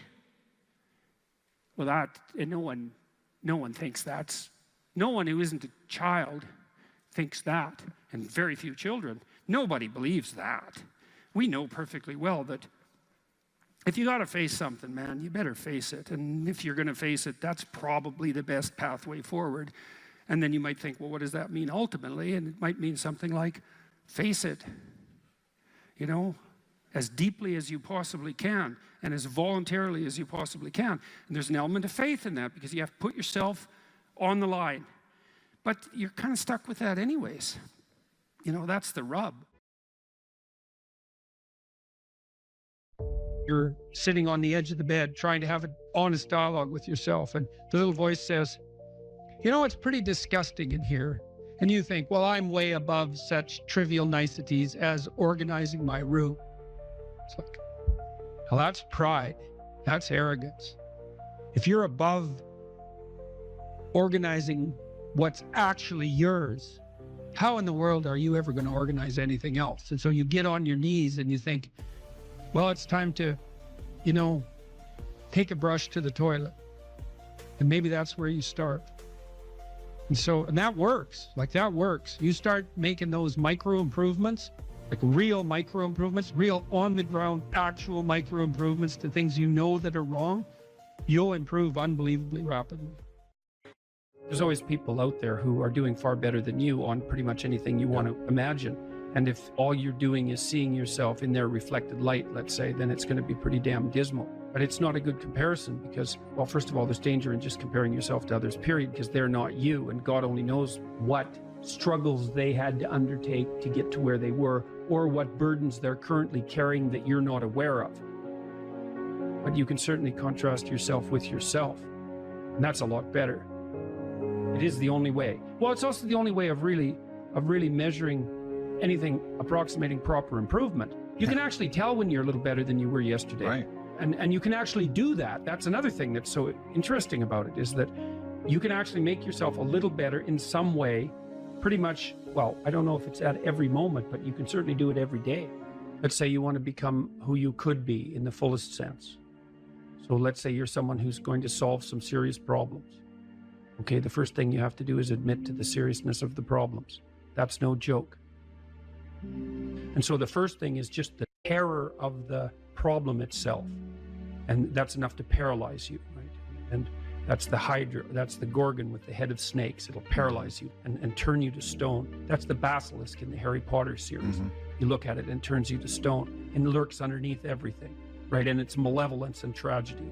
And so there's that. And then the next is, well, you're going to take responsibility for that? You're really going to do that, are you? That's a hell of a load, man. And so it's daunting to even consider that. And then there's the discipline and responsibility that necessitates, which is also daunting. It's like, oh my God, the problem's that serious. I'm really going to have to get my act together in order to not contribute to it, much less solve it. And so the problem is terrible. And then the solution is daunting. But the upside of that is like, well, there isn't anything better to have than a problem that's worth solving, like that's really worth solving, right? And so the more of that you take on, the more you have a reason to get out of bed in the morning, no matter what. Like, I'm getting up, I'm trudging forward. Doesn't matter what I'm suffering from. I've got things that need to be done. They're necessary. And that gives you that sense of purpose that is the antidote to bitterness. Okay, well, let's say you want your life to be meaningful. It's like, okay, then what you do matters. It actually matters. Or how starting to clean up the room changed their life. That's quite fun because it's something I always tell people to do instead of going out and protesting. Jesus, I just can't stand Cleaning that. up the room? Yeah. Meaning? Well, my sense is that if you want to change the world, you start from yourself and work outward because you build your competence that way. It's like, I don't know how you can go out and protest the structure of the entire economic system if you can't keep your room organized. Well, I made a video which was called Message to Millennials, where it was called How to Change the World Properly. A bit of on the pretentious side, I suppose, but I was trying to produce something that was a counterposition to this idea that what you should do is go out and fix up other people. You know, that's just not right. And there's a New Testament line about that, something about, you know, not worrying too much about the log in your neighbor's eye or about the speck in your neighbor's eye when you have a log in your eye. What would the world be like if people stopped avoiding the things they knew they should do? You know, because the question is, how much are we contributing to the fact that life is an existential catastrophe and a tragedy? How much is our own corruption contributing to that? That's a really worthwhile question. The things you leave undone because you're angry, you're resentful, you're lazy, you have inertia. Well, you consult your conscience and it says, well, you know, that place over there could use a little work. It's the same as working on yourself, and so you clean that up because you can. And then things are a little clearer around you. And you're a little better off because you've practiced a bit, and so you're a little stronger, and then something else manifests itself and says, well, maybe you could like take a crack at fixing me up too. So you decide to do that, and then that gets a little bit more pristine, you know, and soon And it's humble because you're not exceeding your domain of competence. You know, it's like, don't be fixing up the economy, 18-year-olds. You don't know anything about the economy. It's a massive, complex machine beyond anyone's understanding, and you mess with it at your peril. So, and can you even clean up your own room? No. Well, you should think about that. You should think about that. You only have to ask a stupid question once. You ask a stupid question, and if you're in a crowd and you ask a stupid question, 80% of the people in the crowd have the same question. They're just too cowardly to ask. But you ask and then someone actually tells you, you never have to ask that question again. You're no longer stupid. What stupid thing am I doing that I could quit doing? That I would quit doing? Because those aren't the same thing, right? Because you know there's stupid things that you're doing that you're just not going to quit doing because you like them. But there might be something on the edge there where you could stop that. If you want to know something about yourself, sit on your bed one night and say to yourself, you got to mean this, like you got to be desperate. This is no game, this. My life is not everything I want it to be, and perhaps it's not everything that I need it to be. And by need, I mean my life is so unbearable that the suffering that's attendant upon that is make me nihilistic, cynical, bitter, resentful, driving the proclivity to see evil everywhere except within my own heart. Like, these are problems, man. And you ask yourself, you sit on the bed and say, okay, man, I'm ready to learn something. What's one thing I'm doing wrong that I know I'm doing wrong that I could fix, that I would fix? It's like, you meditate on that, you'll get an answer. And it won't be one you want, but it'll be the necessary one. You know, and it's often something that will point you to small things. Like, that works. You start making those micro improvements, like real micro improvements, real on the ground, actual micro improvements to things you know that are wrong, you'll improve unbelievably rapidly.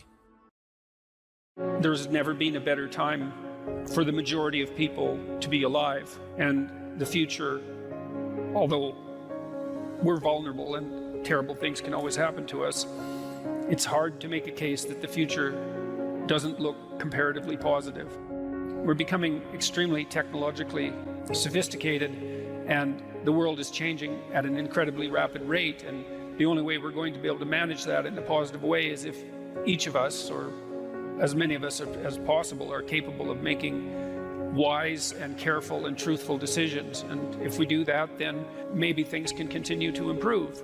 You don't get people to stand up on their own 2 feet and to adopt responsibility if everything is given to them. And that's a real conundrum.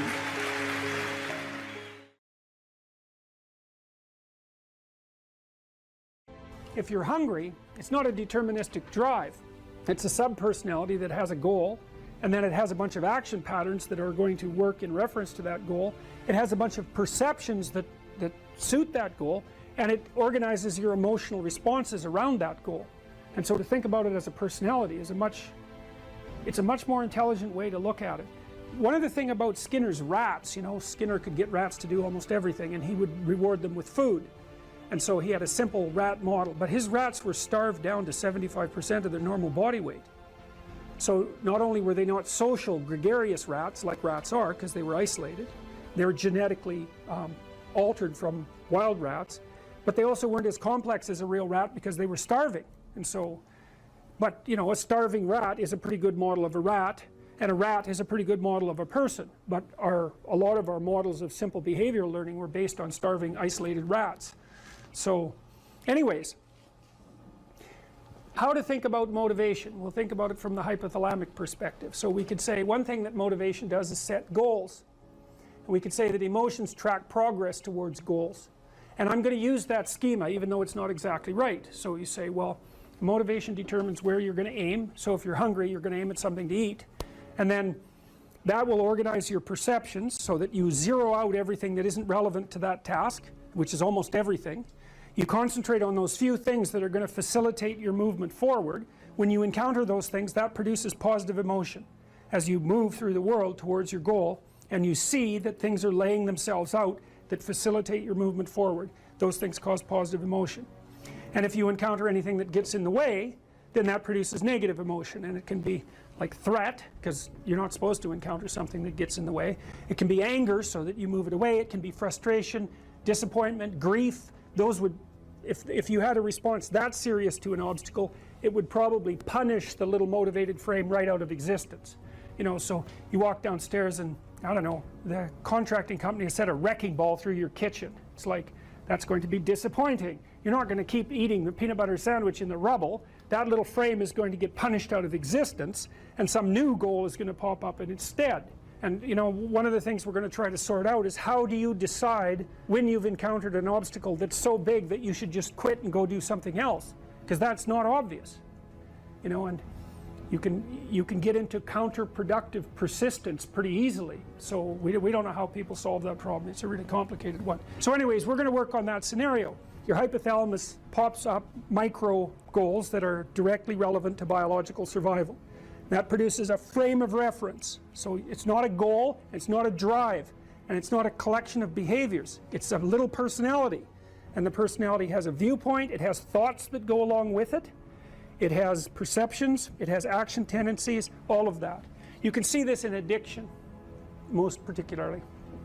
So one of the things that you find often with people who are alcoholic is they lie all the time. And that's because when they've built a little alcohol-dependent personality inside of themselves, or a big one, maybe it's 90% of their personality, and one of the things that consists of is all the rationalizations that they've used over the years to justify their addiction to themselves and to other people. And so the addiction has a personality, you know, and so when the person is off, or maybe they're addicted to meth or something like that, where, you know, the addiction is more, it's more short-term powerful, than I would say, than an alcohol addiction. They'll say anything, and the words are just tools used to get towards the goal. And if they happen to be deceptive, whatever, it doesn't matter. They're just practical tools to get towards the goal. And then when you get towards the goal and you take a nice shot of meth or something like that, you reinforce all those rationales that you used to get the drug, and then the next time you're even a better deceiver and liar. So, okay, so we're going to say motivations, one way of thinking about it is they set goals, but it's not the right way of thinking about it. They produce a whole framework of interpretation. And so we're going to think about that framework of interpretation. And then emotions emerge inside of that. So that's it. So the world is framed, motivation set goals. You could say the world has to be framed. So motivation sets that frame. Goals, emotions, perceptions, and actions. And then actions track progress. So positive emotion says you're moving forward properly towards your goal. And if you encounter something you don't expect, you stop. That's anxiety. It's like, oh, we're not where we thought we were. And so we don't know what to do, so we should stop, because we don't know where we are or what we're doing. Stop, frozen. And then the more powerful negative emotions like pain, they might make you get out of there. So emotions, forward, stop, reverse. That's your emotions within that motivated frame. So, and that's another example of how your mind is embedded in your body. Your emotions are like they're offshoots of action tendencies. That's the right way to think about it, because action is everything fundamentally. So what are some basic motivations? Most of these are regulated by the hypothalamus, by the way, and that tells you just how important a control system it is. The other thing that's useful to know about the hypothalamus is that it has projections going up from it that are like tree trunks, and inhibitory projections coming down that are like grapevines. So you can kind of control your hypothalamus as long as it's not on too much, but if it's on in any serious way, it's like it wins. So partly what you do to stop yourself from falling under the dominion of your hypothalamus is to never ever be anywhere where its action is necessary, right? You don't want to go into a biker bar, because you might find yourself in a situation where panicked defensive aggression is immediately necessary. You probably don't want that. You don't want the panic, you don't want the terror, you don't want the frenzied fight, you don't want any of that. You don't want to have to run away in absolute panic. So you just don't go there. And a huge part of how we regulate our emotions is just by never going anywhere where we have to experience them. And so that has very little to do with internal inhibitory control and everything to do with staying where you belong. So, okay, so basic motivations: hunger, thirst, pain. Pain is not regulated by the hypothalamus. That's a different circuit. Anger / aggression, thermoregulation, panic and escape, affiliation and care, sexual desire, exploration, play. And you can kind of break those in. You can kind of break those into the classic Darwinian categories too and say, well, there's a set of motivations that go along with self-maintenance. That'd be your survival, ingestive and defensive. See, I've sort of coded them there. So the self-maintenance, there's an ingestive set of basic motivations that go with self-maintenance. You say that's hunger, thirst. There's a set of defensive motivations, pain, anger, thermoregulation, panic, and escape. And then there's motivations that are associated with reproduction, affiliation, care, and sexual desire. And then I put exploration and play sort of outside of that. I would say because those two things serve both of these approximately equally. It's with our fantasy that we first meet the unknown, right? Well, look, say you're going out with a new person. It's like, what do? You project a fantasy on them. And then you fall in love with the fantasy, and aren't you stupid? Because you're going to find out that the match between your damn fantasy and the actual person is tenuous at best. And so Jung would call that a projection of either the anima or the animus. You know, the anima is what a man projects onto a woman he finds desirable. It's like, oh, she's the perfect woman. It's like, well, how do you know that? You've like seen her for 4 seconds, you know, but it grips you. And the same thing happens in the opposite direction. And it's an action of instinct, you know. It's like you fall in love with the image.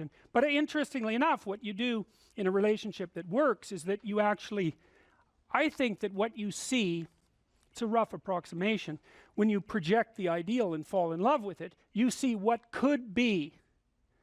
It could be that, but it's going to take you a hell of a lot of work because, like, you got no shortage of flaws, and the other person has no shortage of flaws, and so you're bringing your flaws together, and that's going to produce a lot of friction, and you're going to have to engage in a lot of dialogue before you approach that level of perfection again. But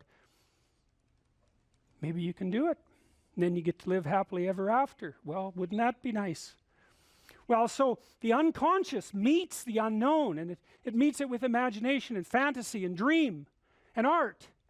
That's how you take. See, you don't just go from what you don't know to fully articulated knowledge in one bloody leap. You can't do that. You have to extend pseudopods of fantasy and imagination into the unknown. That's kind of what theorizing is like, right? Even scientifically, you know, you don't know something scientifically, you generate a theory. Well, it's an imaginative representation that your unconscious is helping you generate. And so you meet the unknown with fantasy. That's what the unconscious is for. From the psychoanalytic perspective, that's what dreams do. And you can see why. You dream about the future. You know, it's like, well, what's the future going to be like? Well, you have a little imaginative story going on, and it's like, you don't really create it. It's sort of, you watch it unfold. You know, maybe you can tweak it here and there, but it sort of comes to you from wherever the hell things like that come from. You know, the unconscious, that's the psychoanalytic answer. It's not really much of an answer because it's more like a representation of a place that we don't understand. But that's where creativity comes from. And I mean, some people are really creative right down to the bloody core. So in my clinical practice, I often see people who are high in openness because they're attracted to me because they watch my lectures. And you have to kind of be high in openness to like my lectures. So because, well, you do, because they go everywhere, you know, and they're not necessarily very orderly. So anyways, lots of my clients are really high in openness, and they're funny people often, especially if they're smart, because sometimes they have the most nihilistic intelligence you can imagine. It's just self-critical and nihilistic and brutally brutal, man, and smart. And so they just criticize themselves out of existence. And so often I have to just try to get them to quit listening to their chattering self-critical rationality and go out and create something, you know, with their massive creativity. And as long as they're doing that, they're engaged in the world and happy as hell. But as soon as that self-critical rationality comes in and shuts down the creativity, they're just like walking corpses, you know. And it's because if you're really open, like you're a tree, and it has some trunks, and you know, your most prominent trait is the most lively trunk. And if you're a creative person and you're not engaging in a creative enterprise, you're like a tree that has had its vitality amputated. And so this is not trivial. This is deeply, deeply, deeply rooted in your biology. And those are people often who have like dream lives you just can't believe. I have one client, he has like 4 spectacular dreams a week, and most of the time we just spend discussing them. I mean, God. And I had another client who could be lucid in her dreams, which is more common among women. She could ask the damn characters what they represented and they would tell her. It was like, okay, that was pretty weird. And like a lot of the things they told her were really helpful, and they were not things that she wanted to hear. She basically, one of them told her if she was going to live, she'd have to go visit a slaughterhouse. And the reason for that was because she was raised as a little princess and protected from horrible Mother Nature until she hit puberty, in which time she turned into an evil villain, because that's how the family worked. Perfect child, evil teenager, overnight. And then, well, that was hard on her, and she wasn't prepared because she thought the world was princess world, and, you know, she couldn't go through a butcher store without having a fit. And no wonder, you know, like, really, Jesus, you know, it's no wonder, but you do it. But she couldn't, so we used to go to butcher stores, and that would make her cry, and that she was a vegetarian, that would make her cry, and, you know, bemoan the cruelty of the world. And it's like, yeah, fair enough, man, those are bloody slabs of meat. It's like, I don't know why everyone isn't screaming when they walk through the butcher store, but you got to get used to it, man, because you can't live in the world otherwise. And so the dream character, who was a gypsy, told her that she had to go visit a slaughterhouse, which seemed rather impractical. And so I asked her if she could think of anything else to do, and she thought, well, why don't we go visit a funeral home and watch an embalming? And I thought, oh, good, that sounds like a fun way to spend a day. And so I phoned up a funeral parlor, and I said I had a client who was terrified of death. Yeah, and I was a therapist who was also a little shaky on the concept myself. And so they had no problem with that. They deal with death all the time, which is really something to think about, right? A human being can actually have an occupation where they do nothing but deal with death, and they don't go stark raving mad. It's like, what the hell's up with that? It's like working in a palliative care ward where your clients that you know have a relationship, all they're going to do is die this week, next week, the week after. People do that. It's like, those people are tough, man. They're tough. So anyways, we went and watched this embalming, which was, I have a rather high level of disgust sensitivity, so it was a little on the rough side for me. But she sat there, and first while she was not, we were outside this little room, she was not looking at that, man, no way. Then she'd kind of go like this, and you know, that was pretty good. And then she'd go like this, and then she'd go like this, and then she watched it. And then she asked if she could go in, and she put on a glove and she touched the body, and she didn't have a fit, she didn't have a panic attack. And so she walked away from there learning that there was a hell of a lot more to her than she thought there was, and that she could see things that she didn't think she could see and live. And after that, she sort of had a touchstone. It's like, well, I'm kind of afraid of this. Well, is it as bad as going to see the embalming? No, it's not that bad. Well, I guess I can do it. It's like an initiation, right? She had an initiation. And so did I, you know, and I learned a lot from doing that. I learned that one of the things you need to do if you're going to be a human being is to prepare yourself to be useful in the face of death. And so when you have a parent that dies, which, you know, shatters people's ideas, often they can't even think about it. If you can't even think about that, man, you've got some thinking to do, because you need to be able to at least think about that, because otherwise you're just going to be a wasteland when it happens. And you never know, you could even have a higher ambition. Maybe you could even be useful when it happens, instead of being part of the heap of destroyed people who also have to be taken care of. You know, and that's brutal. You have to be brutal to be useful in the aftermath of your parents' death. You know, you don't get to crumble and fall apart, and no, you have every reason to. So you got to be kind of some tough monster to manage that. But do you want to be useful in the face of tragedy, or do you want to be pathetic?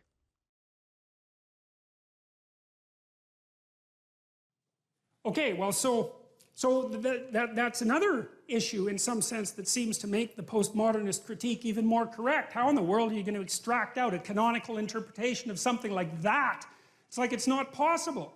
But here's the issue, as far as I can tell. So the postmodernists extended that critique to the world. They said, look, well, a text is complicated enough. You can't extract out a canonical interpretation. What about the world? The world's way more complicated than a text, and so there's an infinite number of ways that you can look at the world. And so how do we know that any one way is better than any other way? And that's a good question. Now, the postmodern answer was we can't. And that's not a good answer, because you drown in chaos under those circumstances, right? You can't make sense of anything. And that's not good, because it's not neutral to not make sense of things. It's very anxiety-provoking. It's very depressing, because if things are so chaotic that you can't get a handle on them, your body defaults into emergency preparation mode, and your heart rate goes up and your immune system stops working, and like you burn yourself out, you age rapidly because you're surrounded by nothing you can control. That's an existential crisis, right? It's anxiety-provoking and depressing, very hard on people. And even more than that, it turns out that the way that we're constructed neurophysiologically is that we don't experience any positive emotion unless we have an aim and we can see ourselves progressing towards that aim. It isn't precisely attaining the aim that makes us happy, as you all know if you've ever attained anything, because as soon as you attain it, then the whole little game ends. Then you have to come up with another game, right? So it's Sisyphus. And that's okay, but it does show that the attainment can't be the thing that drives you, because it collapses the game. That's what happens when you graduate from university. It's like you're king of the mountain for one day, and then you're like surf at Starbucks for the next 5 years, you know? So, yeah. So what happens is that human beings are weird creatures, because we're much more activated by having an aim and moving towards it than we are by attainment. And what that means is you have to have an aim, and that means you have to have an interpretation. And it also means that the nobler the aim, that's one way of thinking about it, the better your life. And that's a really interesting thing to know, because, you know, you've heard ever since you were tiny that you should act like a good person, and you shouldn't lie, for example. And you might think, well, why the hell should I act like a good person, and why not lie? I mean, even a 3-year-old can ask that question, because smart kids learn to lie earlier, by the way. And they think, well, why not twist the fabric of reality so that it serves your specific short-term needs? I mean, that's a great question. Why not do that? Why act morally? If you can get away with something, and it brings you closer to something you want, well, why not do it? These are good questions. It's not self-evident. Well, it seems to me tied in with what I just mentioned. It's like, you destabilize yourself and things become chaotic. That's not good. And if you don't have a noble aim, then you have nothing but shallow, trivial pleasures, and they don't sustain you. And that's not good, because life is so difficult, it's so much suffering, it's so complex. It ends, and everyone dies, and it's painful. It's like, without a noble aim, how can you withstand any of that? You can't. You become desperate, and once you become desperate, things go from bad to worse very rapidly when you become desperate. And so there's the idea of the noble aim, and it's not something, it's something that's necessary. It's the bread that people cannot live without, right? That's not physical bread. It's the noble aim. And what is that? Well, it was encapsulated in part in the story of Marduk. It's to pay attention. It's to speak properly. It's to confront chaos. It's to make a better world. It's something like that. And that's enough of a noble aim so that you can stand up without, you know, cringing at the very thought of your own existence, so that you can do something that's worthwhile to justify your wretched position on the planet. So now the literary issue is that, so look, you take a text, you can interpret it a variety of ways, but that's not right. This is where the postmodernists went wrong, because what you're looking for in a text, and in the world for that matter, is sufficient order and direction. So then we have to think, well, what does sufficient order and direction means? Well, you don't want to suffer so much that your life is unbearable, right? That just seems self-evident. Pain argues for itself. I think of pain as the fundamental reality, because no one disputes it, right? I mean, even if you say that you don't believe in pain, it doesn't help when you're in pain. You still believe in it, right? You can't pry it up with logic and rationality. It just stands forth as what the fundament of existence, and that's actually quite useful to know. say, well, you don't want any more of that than is absolutely necessary. And I think that's self-evident. And then you say, well, wait a minute, it's more complicated than that. You don't want any more of that that's necessary today, but also not tomorrow and not next week and not next month and not next year. So however you act now, better not compromise how you're going to be in a year, because that would just be counterproductive. That's part of the problem with short-term pleasures, right? It's like act in haste, repent at leisure. Everyone knows exactly what that means. So you have to act in a way that works now and tomorrow and next week and next month and so forth. And so you have to take your future self into account. And human beings can do that. And taking your future self into account isn't much different than taking other people into account, right? Because I remember there's this Simpson episode, and Homer downs a quart of mayonnaise and vodka. And he says, Marge says, you know, you shouldn't really do that. And Homer says, that's a problem for future Homer. I'm sure glad I'm not that guy.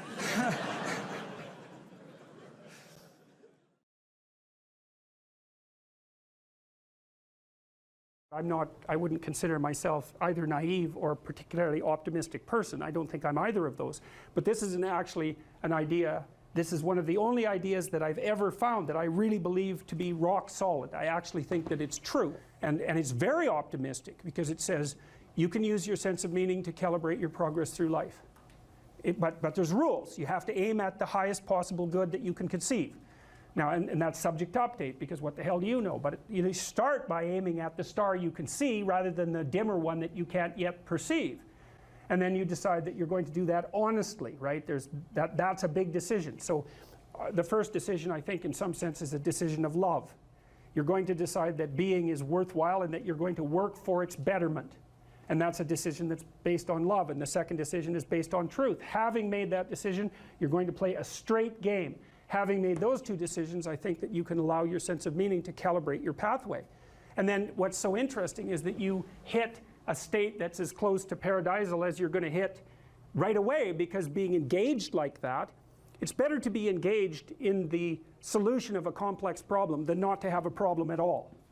And that's no different than saying it's better for there to be being than non-being, because being is a problem.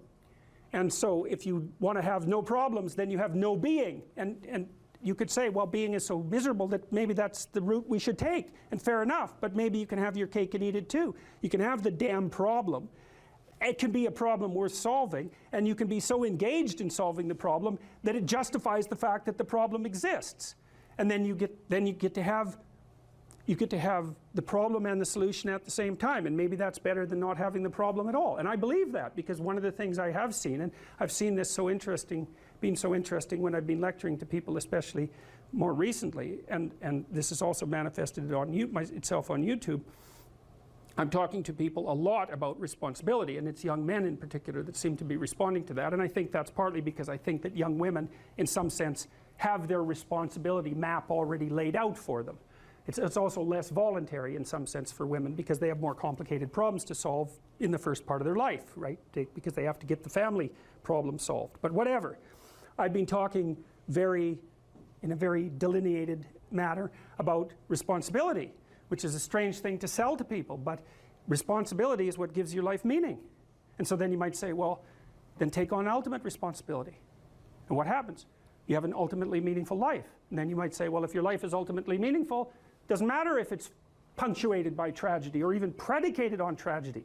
It's worth it. And I think that's true. And everything I've seen indicates to me that's true. Every time I get my clients to take on more responsibility, you know, and it isn't an injunction. You're a bad person, you should take on responsibility. It has nothing to do with that. You can define the damn responsibility. It isn't something that someone else should impose on you. It's not a matter of doing what you should do in some abstract manner. It's not that. It's the choice of what game you're going to play. And you know, you can play the game of the seeker, I would say, and if you play that game, then everyone wins. And it's the best game you can play. And so the answer, in some sense, to the tragedy of life, to the catastrophe of life, to the fall, is to adopt the responsibility of mortality that goes along with that, and to play that game maximally. And paradoxically, it's in the willingness to do that that the solution emerges. And I have done my best with every single thing I've talked to you guys about. I have done my best to do what Dostoevsky does in his novels, which is I make a proposition and then I spend months or years trying to figure out if I can take the bloody thing apart, if there's something wrong with it, because I want to find out. I want to hit it with a hammer and see if it breaks. And what I've been trying to do is to tell you all the things that I've gathered, let's say, or laid out or articulated or discovered over the last 30 years that I have not been able to break with the biggest hammer that I could take to them. And I guess that's the fundamental one, is that I believe that the idea that lurks in these images, derived from very different cultures,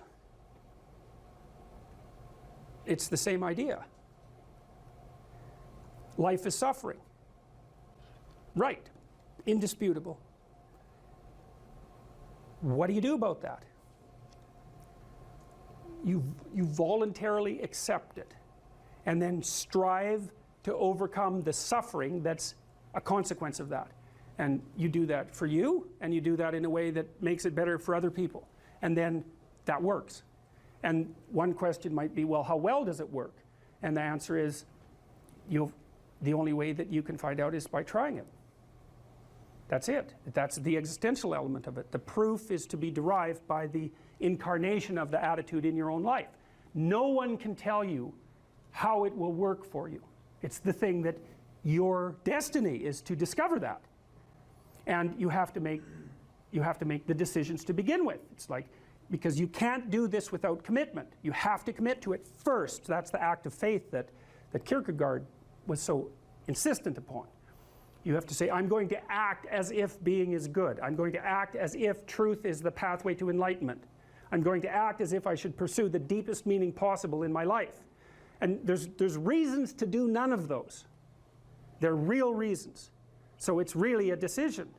But you can't find out what the consequence of the decision is unless you make the decision. I think the same thing happens when you get married, by the way. So if you think you might leave, you're not married. And then you think, well, the marriage didn't succeed. It's like, well, maybe you were never married. Because the rule is, you don't get to leave. And there's a reason for that rule. Now, I'm not saying that there aren't situations where there should be exceptions made for that. That's not the point. The point is that there's some games you don't get to play unless you're all in. And the other thing that's so interesting about being alive is that you're all in. No matter what you do, you're all in. This is going to kill you. So I think you might as well play the most magnificent game you can while you're waiting. Because do you have anything better to do? Really? Why not pick the best thing possible that you could do? Why not do that? Maybe you could justify your wretched existence to yourself that way. I think you could. That's what it looks like. You know, people find such meaning in the responsibilities they adopt. It stops making them ask questions about what life is for. If you have a newborn child, for example, like, unless you're really in a bad way, psychotically depressed, or maybe your personality really needs some retooling, you stop thinking about anything but ensuring that that baby is doing well. And if someone comes along and asks you an existential question about your commitment to that, the right response is, why are you asking me such stupid questions when this is manifesting itself right in front of your eyes? Like, how blind can you be? That isn't a time for questions about the meaning of life. The answer is right in front of you. And if you can't see it, it's not because life has no meaning, it's because you're blind. I mean, that's what the image of the Virgin Mother and the child is all about. It's like, what's the answer to the meaning of life? Here's an answer. It's like, well, I'm going to criticize that. Well, go right ahead. You know, it's like what you're like a what do you call that? A termite gnawing on a temple. There's no utility in that sort of criticism. It's blindness. And it's the same thing with regards to the path of the hero. It's like it glistens in front of you and you can criticize it. It's like, fine. Put the cart before the horse and see how far you get. So I thought, to bring full closure to the class, I was trying to solve this terrible puzzle that confronted me and many other people. about how it was that human beings got themselves in such a tangle about what they believed. Such a tangle that we were pointing the ultimate weapons of destruction at one another, which, by the way, we are still doing. And I thought, okay, well, I understand that. We need our belief systems. They orient us. And that means there will be conflict between belief systems, and that can be a catastrophe. And that's being played out everywhere, again, in very many ways. What's the solution to that? Well, one possibility is there's no solution. It's just mayhem all the way around. Could be the case. But it seemed to me, as I delved into it, that the proper solution to that was to live properly as an individual, because you're more powerful than you think. Way more powerful than you think. I mean, God only knows what you are in the final analysis. You're blind to your own weaknesses, but you're also blind to your own strengths. And so then I think, well, if you got your act together, it'd be better for you, and instantly it would be better for your family, assuming they wanted you to get your act together, and not everyone does, but, and then it would be better for the community. It's like, how far could you take that? If you stopped wasting time, and if you stopped lying, and if you oriented yourself to the highest possible good that you could conceive of, and you committed to that, how much good could you do? Well, I would say, why don't you find out? So that's what I think you should do. You should find out. You don't have anything better to do. And there's nothing in it, as far as I've been able to tell, there's nothing in it but good. So maybe you could sort yourself out so that you wanted nothing but the good. And then maybe you could help make that manifest in the world. And maybe we wouldn't have all these terrible problems then. At least we'd have fewer of them, and that would be a start. So it's the answer to the problem of humanity is the integrity of the individual. That's the answer. So, and states that are predicated on that realization are healthy. So, and states that aren't are doomed to stagnation and catastrophic collapse. And personalities that are predicated on self-tyranny and the tyranny of others are doomed to collapse. So, and then you think, well, what's the barrier? And the barrier is, are you willing to accept the responsibility? And part of the answer to that is, reduce the damn responsibility until it's tolerable. You don't have to fix everything at once. You could just start by fixing the things that you could fix. Or you could even do it more. You could do it with even less self-sacrifice. You could start by fixing only the things that you want to fix. God, you can get a massive way that way. So do it. See what happens. That's what you should have been taught in university right from the beginning. It's like, aim at the highest good. Tool yourself into something that can attain it. And go out there and manifest it in the world. And everything that comes your way will be a blessing. And so all you have to do is give up your resentment and your hatred. I know that's a hard thing to give up because you have plenty of reason for it. That's probably a good place to stop. So it was a pleasure. And it's also very much worth thinking about with regards to setting up your life in general. It's like, if you concentrate solely on your career, you can get a long way in your career. And I would say that that's a strategy that a minority of men preferentially do. That's all they do. They work like 70, 80 hours a week. They go flat out on their career. They're staking everything on the small probability of exceptional status in a narrow domain. But it's hard on them. They don't have a life. It's very difficult for them to have a family. They don't know how to take any leisure activity. Like, they get very one-dimensional. Now, it may be that that unidimensionality is the price you have to pay to be exceptional at one thing, right? Because if you're going to be something like a genius level mathematician and you want to do that for, or a scientist, say, it's like you're in your lab all the time, you're working 70 hours a week or 80 hours a week, you're smart, you're dedicated, you're unidimensional, and that's how you get to beat all the other people who are doing that. It's the only way. But the problem is you don't get a life.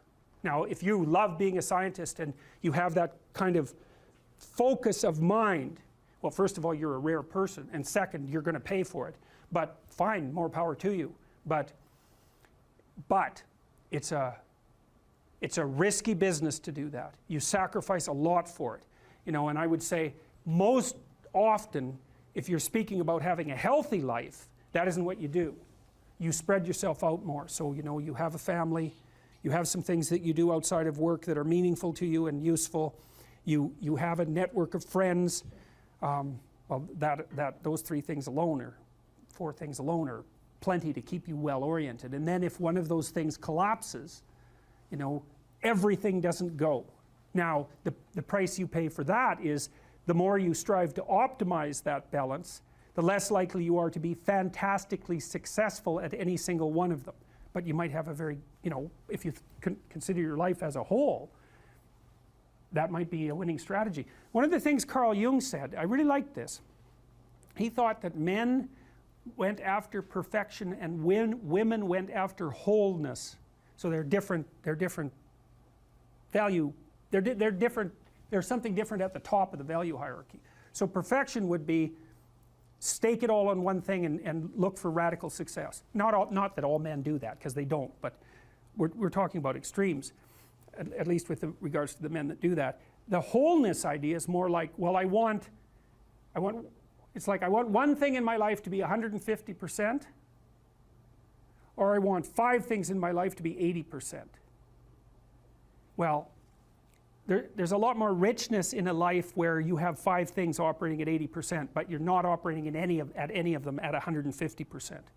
So, and I really believe this because I've watched men and women go through their careers now for a long period of time, and one of the things that, there's lots of things that produce this, but one of the things that I've noticed is that mostly women in their 30s bail out of unidimensional careers. They won't do them. They won't put in the 80 hours a week that they would have to put in order to dominate that particular area. And it isn't, the reason that they won't do it is because they decide it's not worth it.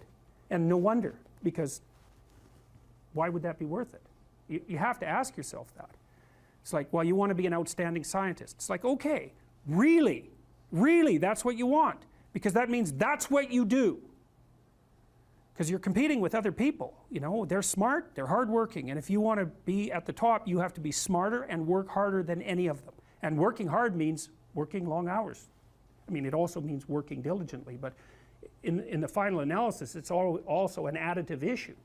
If I'm smart and hardworking and I can crank out for 70 hours a week, and you do it for 30, it's like, in 2 years, I'm so far ahead of you, you will never, ever catch up.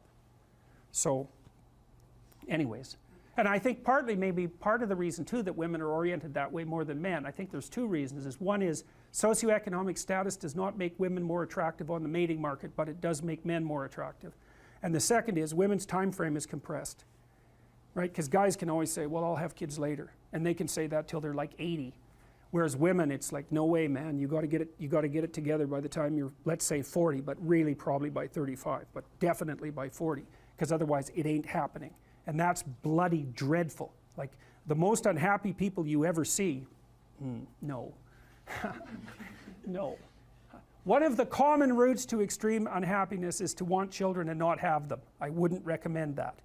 You know, you see couples who are in their 30s. 1 couple in 3 over the age of 30 has fertility problems. That's defined as inability to conceive after 1 year of trying. 1 in 3. So it's worth thinking about, because people are very, very unhappy if they want to have kids and then they can't. Man, you're in the medical mill for 10 years if that's what happens to you. So I was talking to a client the other day. It was so interesting. This person said something. He had been talking to his mother, and he just made a casual comment. He said he was talking to his mother, who was in a state of grief for good reasons that were independent of this particular person, who said, and I hate her. And I thought, oh, that's interesting. Like, where did that come from? And so I made a comment on that. That's a Freudian slip, right? Because there was, the conversation was flowing, and then this little emotion tagged utterance came forward. And whenever an emotion tagged utterance of that sort comes forward, you know it's associated with a whole rat's nest of underlying pain and anxiety and what would you call it, disappointment and frustration that hasn't been properly rectified. So it's like a marker.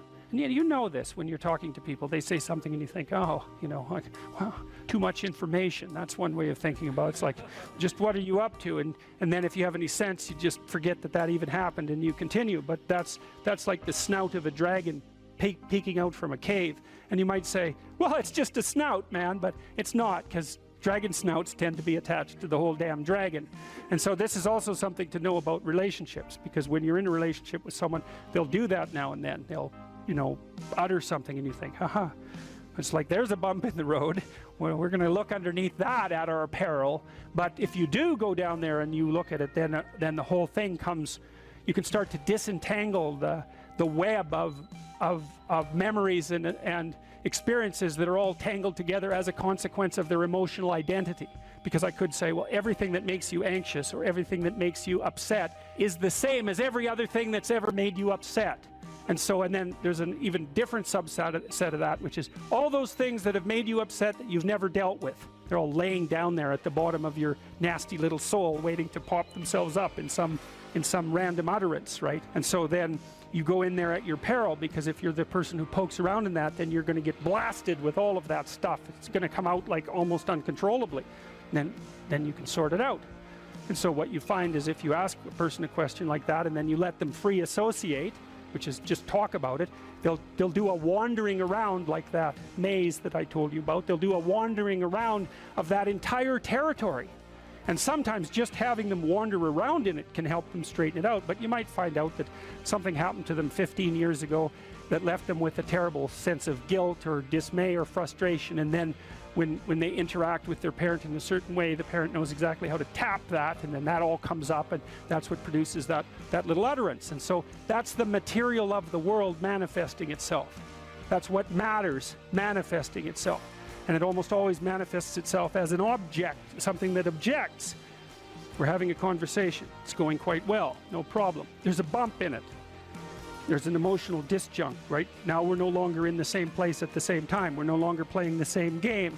So then I might say, okay, well, let's open that up and see what's behind it. Well, and the question is, what's behind the game you're playing? And the answer to that is all the world that you're ignoring, always. So when imagine that, think about it this way. You're trying to do well in a class and you get a bad grade. Okay, so you're in this little frame, you want to get a good grade, that isn't happening, you got a bad grade. Okay, what is it that's manifesting itself as the bad grade? Well, you could say, well, it's a C- on a piece of paper. It's like, well, that's, you know, really? No. That's the objective manifestation. You got a piece of paper with a C-. The value-free proposition is that you've been delivered a piece of paper with a curve on it and a little, you know, negative sign. Well, you say, well, that's what that is. Well, you know, it's as dopey as thinking, well, here you got your failing grade, you go into the lab and you like weigh it on a scale, and then you burn it and see what it was made of. It's like, well, why did I get so upset about that? It's just paper. It's like, no, that's not just paper. It's an entity that exists in a web of connections. The fact that it's signified by paper is almost completely irrelevant. What is it? The answer is, you don't know. And that's why when you pick it up, you get this paralyzed sinking feeling, because your limbic system is a lot smarter than your perceptual systems. And your perceptual systems say, well, that's a piece of paper, and your limbic system says, nah, for sure, dragon. Right. And so then you're sweating, and then maybe you put it away and you go play video games, because, you know, better the hypothetical dragon than the real dragon. And so instead you pull out the piece of paper maybe and you think, okay, why did I get this C-? Well, that's a hell of a question, isn't it? It's like, maybe you're stupid. Well, that could be, or at least stupid compared to who you think you are. Like, that's the real horror that's lurking there, right? It's like, oh, I thought I was kind of smart. That's a proposition of the highest order.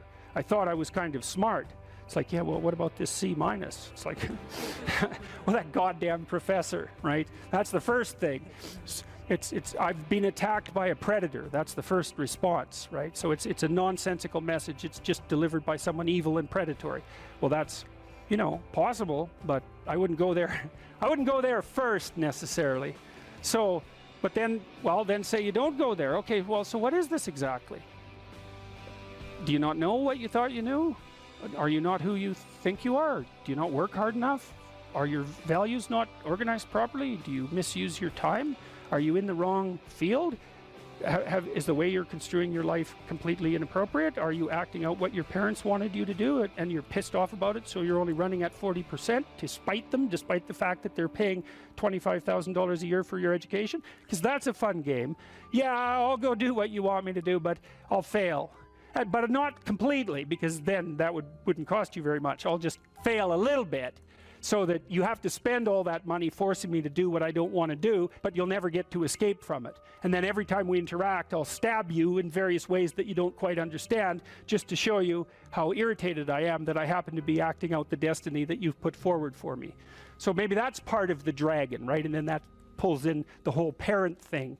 And you know, these are bottomless pits often. When you're in the world and something objects to you, something that matters objects to you, then in the entire unrealized world is in that thing that objects. It's all tangled up inside it. That's why it's the great dragon of chaos. It's everything that's outside of your conceptual structure. And what is that? It's everything that lurks outside of your walled city. And it's manifested itself like the snake in the garden. And the easiest thing to do is say, I'm not having anything to do with that. But the problem with that is, well, you get your C- and you don't do anything about it. Maybe you're a little bitter and more resentful, and your study habits get a little worse. So the next time you get like a D+, and then you collect a bunch of Fs, and then you stop going to school, and then you stop showering, right? Then you end up jumping off the bridge. And so that's how the dragon eats you when you don't pay attention to it. And so it's no bloody wonder that people avoid, you know. It's really no wonder that they avoid, because error messages contain within them the implicit world. Now, the upside of that is, well, they contain within them the implicit world.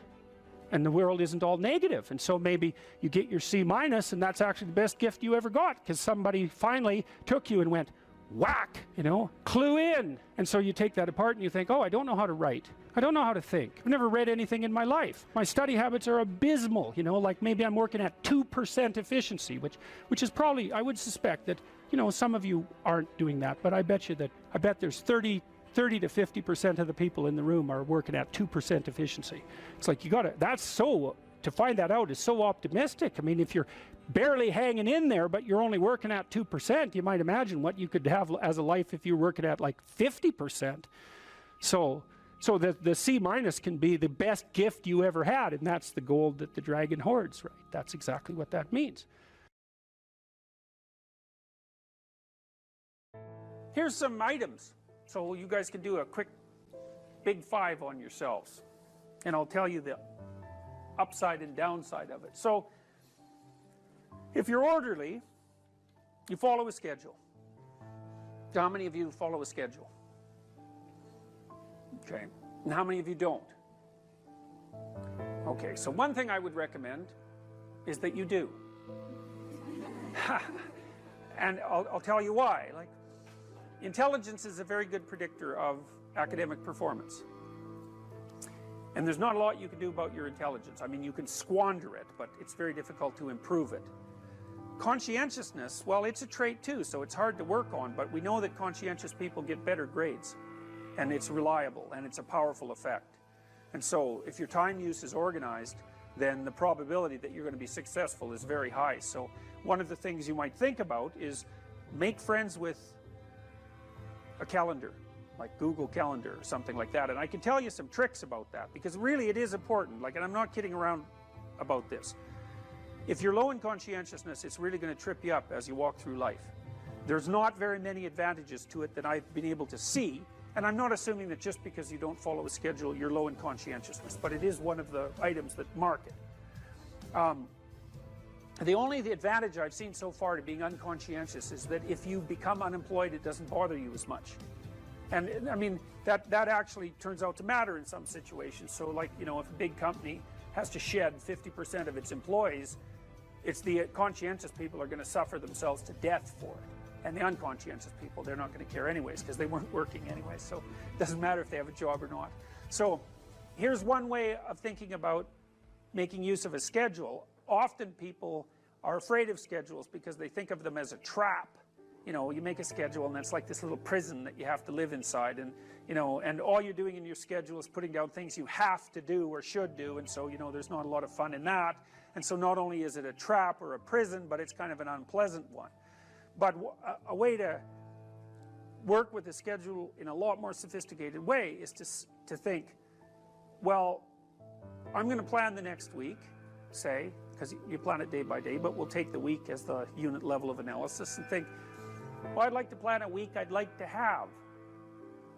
And then your schedule all of a sudden becomes a tool for increasing the quality of your life. And that's a whole different issue, you know, because you might think, what's the emotion that you suffer, assuming you suffer one of these emotions, if you have an essay that's due and you're not doing it?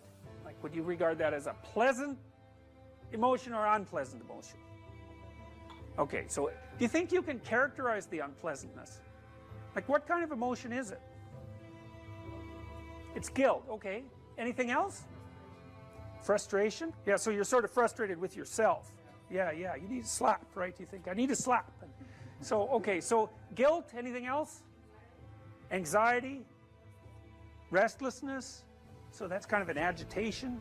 Yeah, it's because your body knows you should be doing something, but it, you know, you're not pointing it in the right direction, so it's shame? Is that reasonable? So, okay, so the reason I was asking you about that is because, you know, most of the negative emotions are associated with neuroticism, but some of them seem to be associated with conscientiousness. And the conscientious negative emotions seem to be guilt and shame, fundamentally. And so recent research, and really recent, I only got this paper like a week ago, I think it's about 4 months old, seem to indicate that conscientious people feel less guilt, but they're more guilt prone. So if they don't do something, that makes them guilty, but they organize their time so they are doing the things they're supposed to do, so then they don't feel guilty. So anyways, back to the schedule. So, all right, you think about your week and you think about your day, and you think, well, how would you improve the quality of a given day or a given week?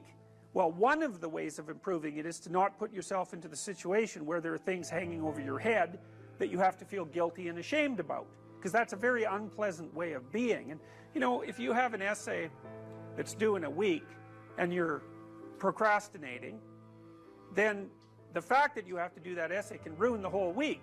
And even when you're doing something that's positive, hypothetically, it's kind of that horrible kind of positive that you experience when you know that you should be doing something else. And so that's when you end up watching YouTube videos about like dancing cats or something like that. You know, and it's at best it's a guilty pleasure.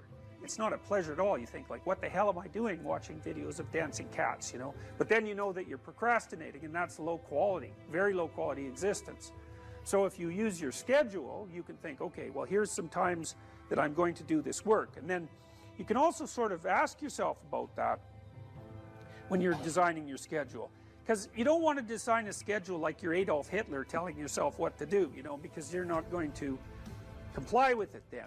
What you have to do if you're going to design a schedule is you have to ask yourself, all right, I'm going to set aside some time to study over the next week or to do this essay or whatever it is. How much time would I actually spend studying? An hour or two a day might be a worthwhile thing to schedule in, and I would say don't schedule in more than that to begin with, because then you'll fail and then you'll stop using the schedule. And so the other thing you want to do is you want to schedule in things that you want to do, and then you want to look at the day or the week and you want to think, hey, that's a week I'd like to have. If I had a week like that, it would be good. You know, I'd be caught up so that all that negative emotion doesn't have to accrue. And I would have done a bunch of things that I'm interested in doing, and at the end of the week I'd be in better shape than I was at the beginning. And if you treat a schedule like that, so that what you're using it is to design the days and weeks that you want to have, instead of using it as this little, you know, jail that you have to put yourself in that you're not going to do anyways, then you can learn to use them. And that's one thing you can do to make yourself more industrious, more conscientious. Follow a schedule. I've told people to learn to use a schedule, and people often hate schedules because they act as their own tyrants, right? They say, well, you have to do this unpleasant thing, and then here's another unpleasant thing you have to do, and then you have to do this unpleasant thing, and you do that for about 3 days, and you think, to hell with this, I'm not doing that, you know, and you fall off the wagon. That isn't what you're supposed to do with a schedule. You're supposed to use it to design the days that you would like to have if you were taking care of yourself. And so some of that is, you know, you wake up in the morning and you think, here's 5 things I have to do that if I don't do, my life will be worse. It's like paying bills, for example, or taking out the garbage. It's like you have to do those because otherwise things degenerate.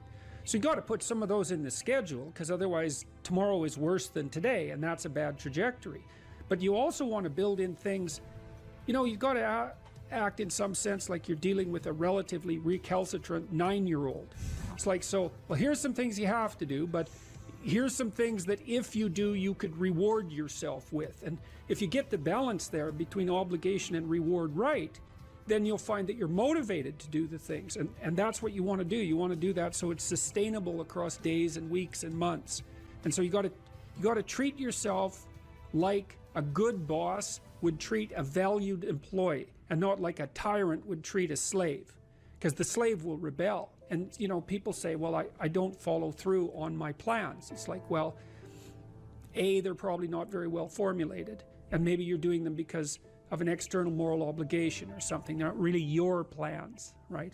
And B, you're acting like a tyrant and a slave, and that's a bad relationship to have with yourself. Treat other people as you would like to be treated. It works both ways. You also treat yourself like you treat other people properly. So that's a necessary thing, and often people don't do that. But the scheduling is really important.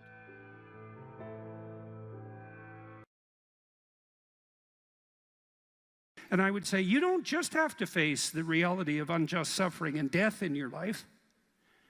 You have to face the reality of hell. And you might say, well, I don't believe in hell. It's like, well, do you believe in Nazi Germany? You know, do you believe in the Stalinist Soviet Union or Maoist China or Cambodia? That's hell. And you can assess that more deeply. You could say, well, that's not even hell. That's not as precise a formulation of hell as you might be able to conceptualize. Hell is actually participation in the process that led to the establishment of those countries. And that's something that human beings do. And the fact that we do that is something we have to face. And maybe that's even worse than death. And I think you can make a case for that. I really do. I think there are things in life that are worse than death. There are things in life that are worse than unjust suffering and death. And the things that lead to hell are worse.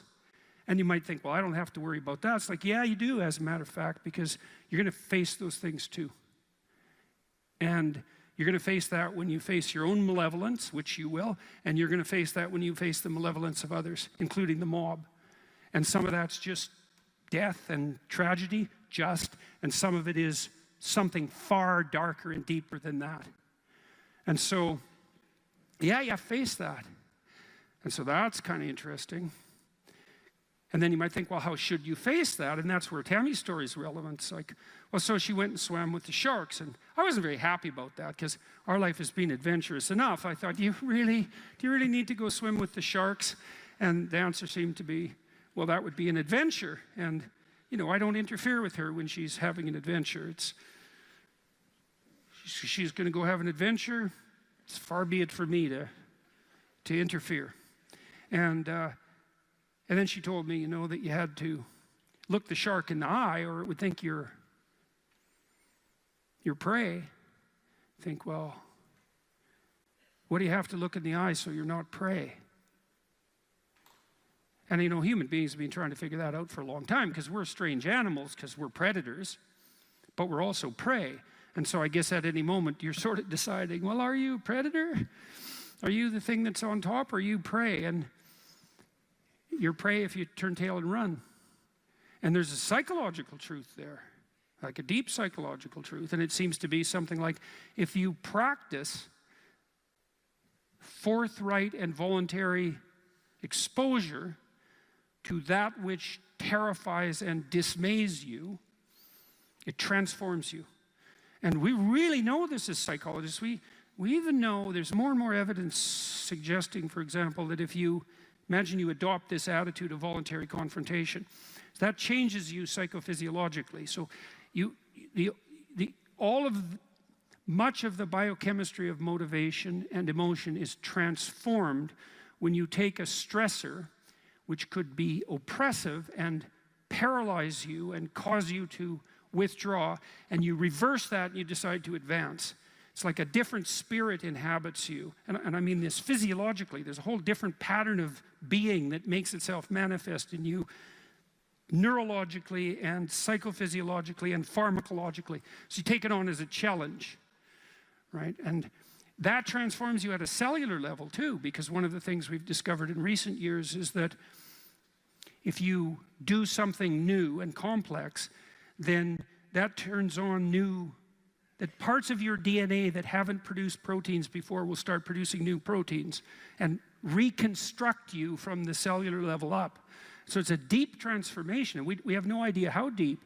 And again, you could ask yourself, if you didn't withdraw in fear from anything from everything that life threw at you, who could you become? And I would say that's the central religious question in some real deep sense. You know, are more things thrown at us than we can manage? Well, that's a tricky question, because pretty dreadful things are thrown our way. And you might say, well, that's just presents an insuperable barrier to progress. That's not very helpful, because you're alive, here you are, you got these problems to contend with, and if it's an impossible task, then how could you be anything but hopeless and desperate? But then you think, well, wait a second. How would things transform if I took this on as a voluntary adventure? You know, regardless of its scope, and the scope would include unjust suffering, death, and hell. And that's not just some religious or metaphysical vision. It's like, no, you're actually going to have to contend with that in your life, in whatever way those things make themselves manifest to you personally. That's coming, man. And so maybe you better get prepared. And then the question might be, well, what would happen if you got prepared? And the answer might be, you'd be prepared. And I think the religious enterprise in its deepest sense is that process of preparation. And you know, you might want to even push that a bit farther. You might say, well, not only do you want to get prepared for what's coming your way, but you want to be so prepared that when it comes your way, that it doesn't make you bitter and resentful and tempted by the desire to walk the path that would make all of that even worse. And so you might say, well, if you could really face up to what you need to face up to, not only could you turn yourself into someone that could bear the catastrophe of life and exposure to hell, but maybe you could turn yourself into someone who would still do good even while facing those things. And that's a pretty noble goal, you know, because it's realistic. It's not naive at all. It says, look, man, you know, trouble's coming your way, and it's real. And yet it's possible that you could confront that and still do good in the deepest sense. It's like, well, that's quite something. It would be really quite something if that's true. And one of the preconditions of that would be faith, I suppose. And in some sense, that's what Tammy was manifesting when she went down and swam with the sharks. Faith that if she looked the bloody predator in the eye, that would solve the problem. And then you think too, well, could it be any other way? It's like, well, we have all these problems in our lives, and we could think there's two possible ways of approaching those problems. One would be we just ignore them in the hopes they would what, go away? Well, and no one thinks that's, no one who isn't a child thinks that, and very few children. Nobody believes that. We know perfectly well that if you got to face something, man, you better face it. And if you're going to face it, that's probably the best pathway forward. And then you might think, well, what does that mean ultimately? And it might mean something like, face it, you know, as deeply as you possibly can and as voluntarily as you possibly can. And there's an element of faith in that, because you have to put yourself on the line. But you're kind of stuck with that anyways. You know, that's the rub. Like, you don't need to have all these things, but you better have most of them. Family, friends, career, educational goals, plans for, you know, time outside of work, attention to your mental and physical health, etc. You know, that's what life is about. And if you don't have any of those things, well, then all you've got left is misery and suffering. So that's a bad deal for you. So once you set up that goal structure, let's say, and that's really in many ways that's what you should be doing at university. That's exactly what you should be doing, is trying to figure out who it is that you're trying to be, right? And you aim at that, and then you use everything you learn as a means of building that person that you want to be. And I really mean want to be. I don't mean should be, even those things are going to overlap. And it's important to distinguish between those, because that's partly, and this is back down to the micro routine analysis. So if I was saying, well, you're going to try to make yourself more industrious. Okay, number one, specify your damn goals, because how are you going to hit something if you don't know what it is? That isn't going to happen. And often people won't specify their goals too, because they don't like to specify conditions for failure. So if you keep yourself all vague and foggy, which is real easy, because that's just a matter of not doing as well, then you don't know when you fail. And people might say, well, I really don't want to know when I fail because that's painful. So I'll keep myself blind about when I fail. That's fine, except you'll fail all the time then. You just won't know it until you've failed so badly that you're done. And that can easily happen by the time you're 40. So I would recommend that you don't let that happen. So that's willful blindness, right? You could have known, but you chose not to. Okay, so once you get your goal structure set up, you think, okay, if I could have this life, looks like that might be worth living, despite the fact that it's going to be, you know, anxiety provoking and threatening, and there's going to be some suffering and loss involved and all of that. Obviously, the goal is to have a vision for your life such that, all things considered, that justifies your effort. Okay, so then what do you do?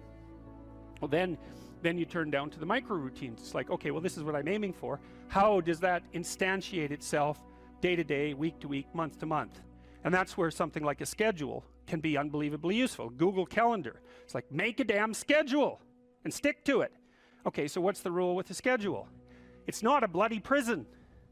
That's the first thing that people do wrong. They say, well, I don't like to follow a schedule. Well, it's like, well, what kind of schedule are you setting up? Well, I have to do this, then I have to do this, then I have to do this, you know, and then I just go play video games, because who wants to do all these things that I have to do? It's like, wrong. Set the damn schedule up so that you have the day you want. That's the trick. It's like, okay, I've got tomorrow. If I was going to set it up so it was the best possible day I could have, practically speaking, what would it look like? Well, then you schedule that. And obviously there's a bit of responsibility that's going to go along with that, because if you have any sense, one of the things that you're going to insist upon is that at the end of the day, you're not in worse shape than you were than at the beginning of the day, right? Because that's a stupid day. If you have a bunch of those in a row, you just dig yourself a hole and then you bury yourself in it. It's like, sorry, that's just not a good strategy. It's a bad strategy. So maybe 20% of your day has to be responsibility and obligation, or maybe it's more than that, depending on how far behind you are. But even that, you can ask yourself, okay, well, I've got these responsibilities. I have to schedule the damn things in. What's the right ratio of responsibility to reward? And you can ask yourself that, just like you'd negotiate with someone who is working for you. It's like, okay, you got to work tomorrow.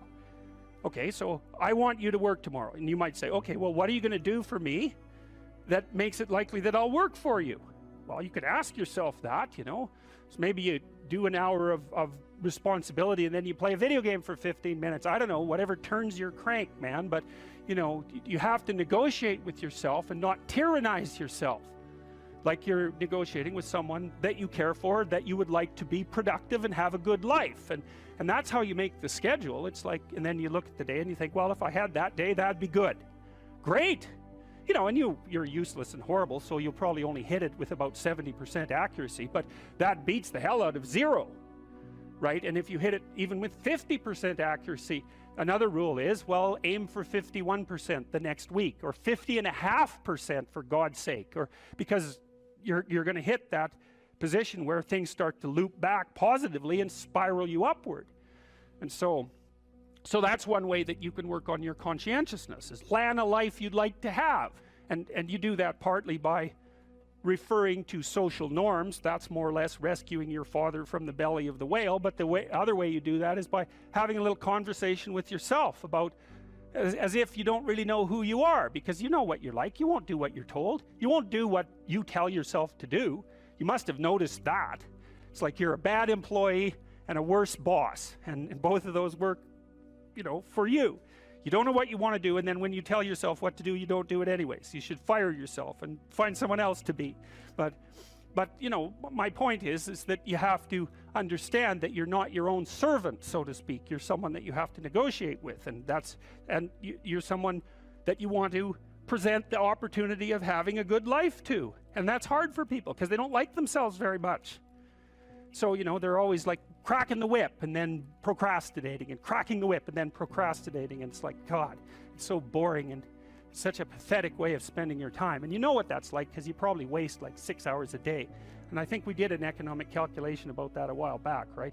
Your time's probably worth $50 an hour, something like that. I mean, you're not getting paid that now, but you're young, and so this is investment time, and what you do now is going to multiply its effects in the future. So let's say it's $50 an hour, which is perfectly reasonable. So if you waste 6 hours a day, and you are, then you're wasting about $2,000 a week, or about $100,000 a year. So like, go ahead, but that's what it's costing you every hour. And you need to know what your damn time is worth.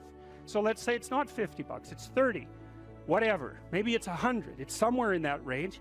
One of the things you should be asking yourself is, when you spend an hour, was that, well, would have I paid someone $50 to have had that hour? And if the answer is no, it's like, well, maybe you should do something else with your time.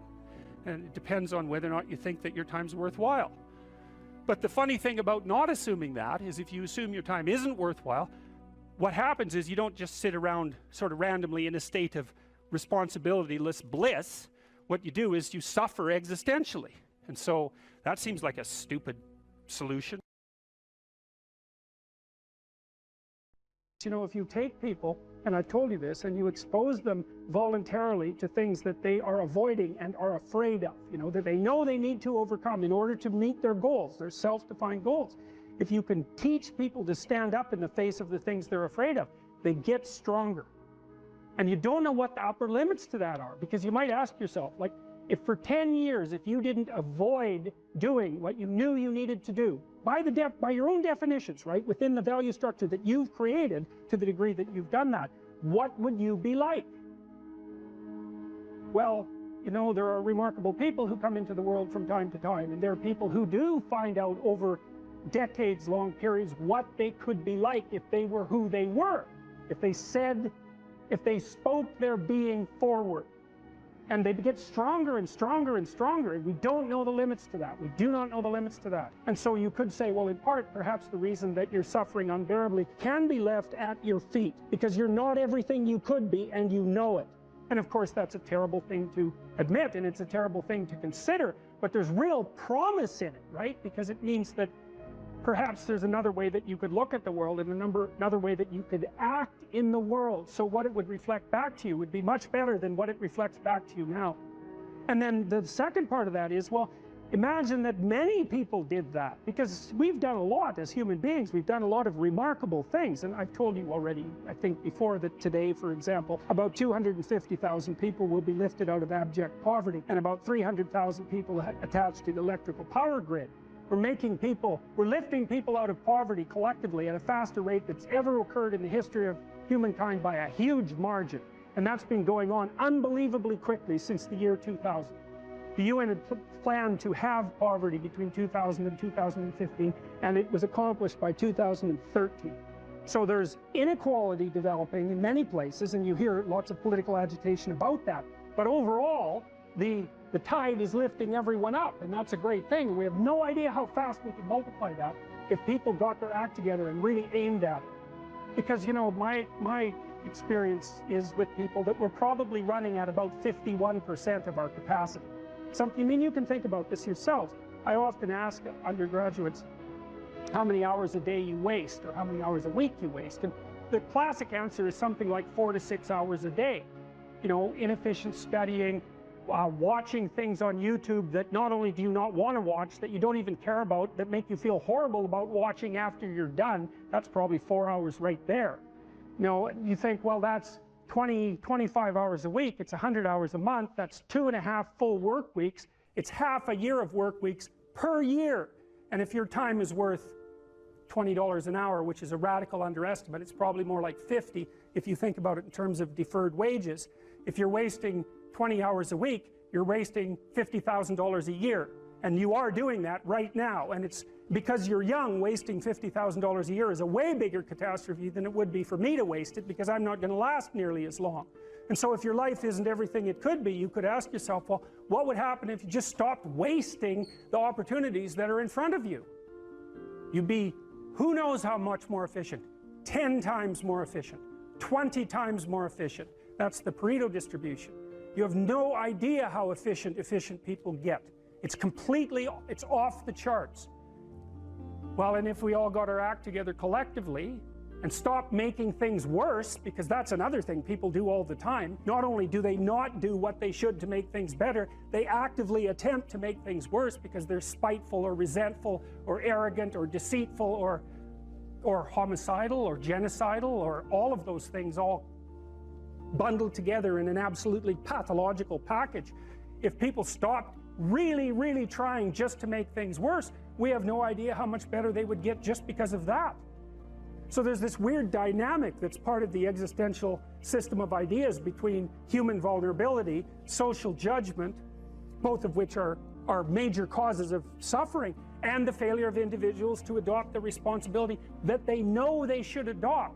And that's the thing that's interesting too, is that, like another thing I've often asked my undergraduate classes is, you know, there's this idea that people have a conscience. And you know what the conscience is. It's this feeling or voice you have in your head just before you do something that you know is stupid, telling you that probably you shouldn't do that stupid thing. You don't have to listen to it, strangely enough, but you go ahead and do it anyways, and then of course exactly what the conscience told you was going to happen inevitably happens, so that you feel even stupider about it than you would if it happened by accident, because you know, I knew this was going to happen, I got a warning it was going to happen, and I went and did it anyways. And the funny thing too is that conscience operates within people, and we really don't understand what the hell that is. So you might say, well, what would happen if you abided by your conscience for 5 years or for 10 years? What sort of position might you be in? What sort of family might you have? What sort of relationship might you be able to forge? And you can be bloody sure that a relationship that's forged on the basis of who you actually are is going to be a lot stronger and more welcome than one that's forged on the basis of who you aren't. Now, of course, that means that the person you're with has to deal with the full force of you in all your ability and your catastrophe, and that's a very, very difficult thing to negotiate. But if you do negotiate it, well, at least you have something, you have somewhere solid to stand, and you have somewhere to live, you have a real life, and it's a great basis upon which to bring children into the world, for example, because you can have an actual relationship with them instead of torturing them half to death, which is what happens in a tremendously large minority of cases. Well, it's more than that too, because, and this is what I'll close with, and this is why I wanted to introduce Solzhenitsyn's writings to you. You see, because it isn't merely that your fate depends on whether or not you get your act together and to what degree you decide that you're going to live out your own genuine being. It isn't only your fate, it's the fate of everyone that you're networked with. And so, you know, you think, well, there's 9 billion, 7 billion people in the world. We're going to peak at about 9 billion, by the way, and then it'll decline rapidly. But 7 billion people in the world, and who are you? You're just one little dust mote among that 7 billion, and so it really doesn't matter what you do or don't do. But that's simply not the case. It's the wrong model, because you're at the center of a network. You're a node in a network. Of course, that's even more true now that we have social media. You'll know 1,000 people, at least, over the course of your life. And they'll know 1,000 people each, and that puts you one person away from 1 million, and 2 persons away from 1 billion. And so that's how you're connected. And the things you do, they're like dropping a stone in a pond. The ripples move outward, and they affect things in ways that you can't fully comprehend. And it means that the things that you do and that you don't do are far more important than you think. And so if you act that way, of course, the terror of realizing that is that it actually starts to matter what you do. And you might say, well, that's better than living a meaningless existence. It's better for it to matter. But I mean, if you really asked yourself, would you be so sure if you had the choice? I can live with no responsibility whatsoever. The price I pay is that nothing matters. Or I can reverse it and everything matters. But I have to take the responsibility that's associated with that. It's not so obvious to me that people would take the meaningful path. You know, when you say, well, nihilists suffer dreadfully because there's no meaning in their life, and they still suffer. Yeah, but the advantage is they have no responsibility. So that's the payoff, and I actually think that's the motivation. Say, well, I can't help being nihilistic. All my belief systems have collapsed. It's like, yeah, maybe. Maybe you've just allowed them to collapse because it's a hell of a lot easier than acting them out. And the price you pay is some meaningless suffering, but you can always whine about that and people will feel sorry for you, and you have the option of taking the pathway of the martyr, so that's a pretty good deal, all things considered, especially when the alternative is to bear your burden properly and to live forthrightly in the world. Well, what Solzhenitsyn figured out, and so many people in the 20th century, it's not just him, even though he's the best example, is that if you live a pathological life, you pathologize your society. And if enough people do that, then it's hell. Really, really. And you can read the Gulag Archipelago if you have the fortitude to do that, and you'll see exactly what hell is like. And then you can decide if that's a place you'd like to visit, or even more importantly, if it's a place you'd like to visit and take all your family and friends, because that's what happened in the 20th century.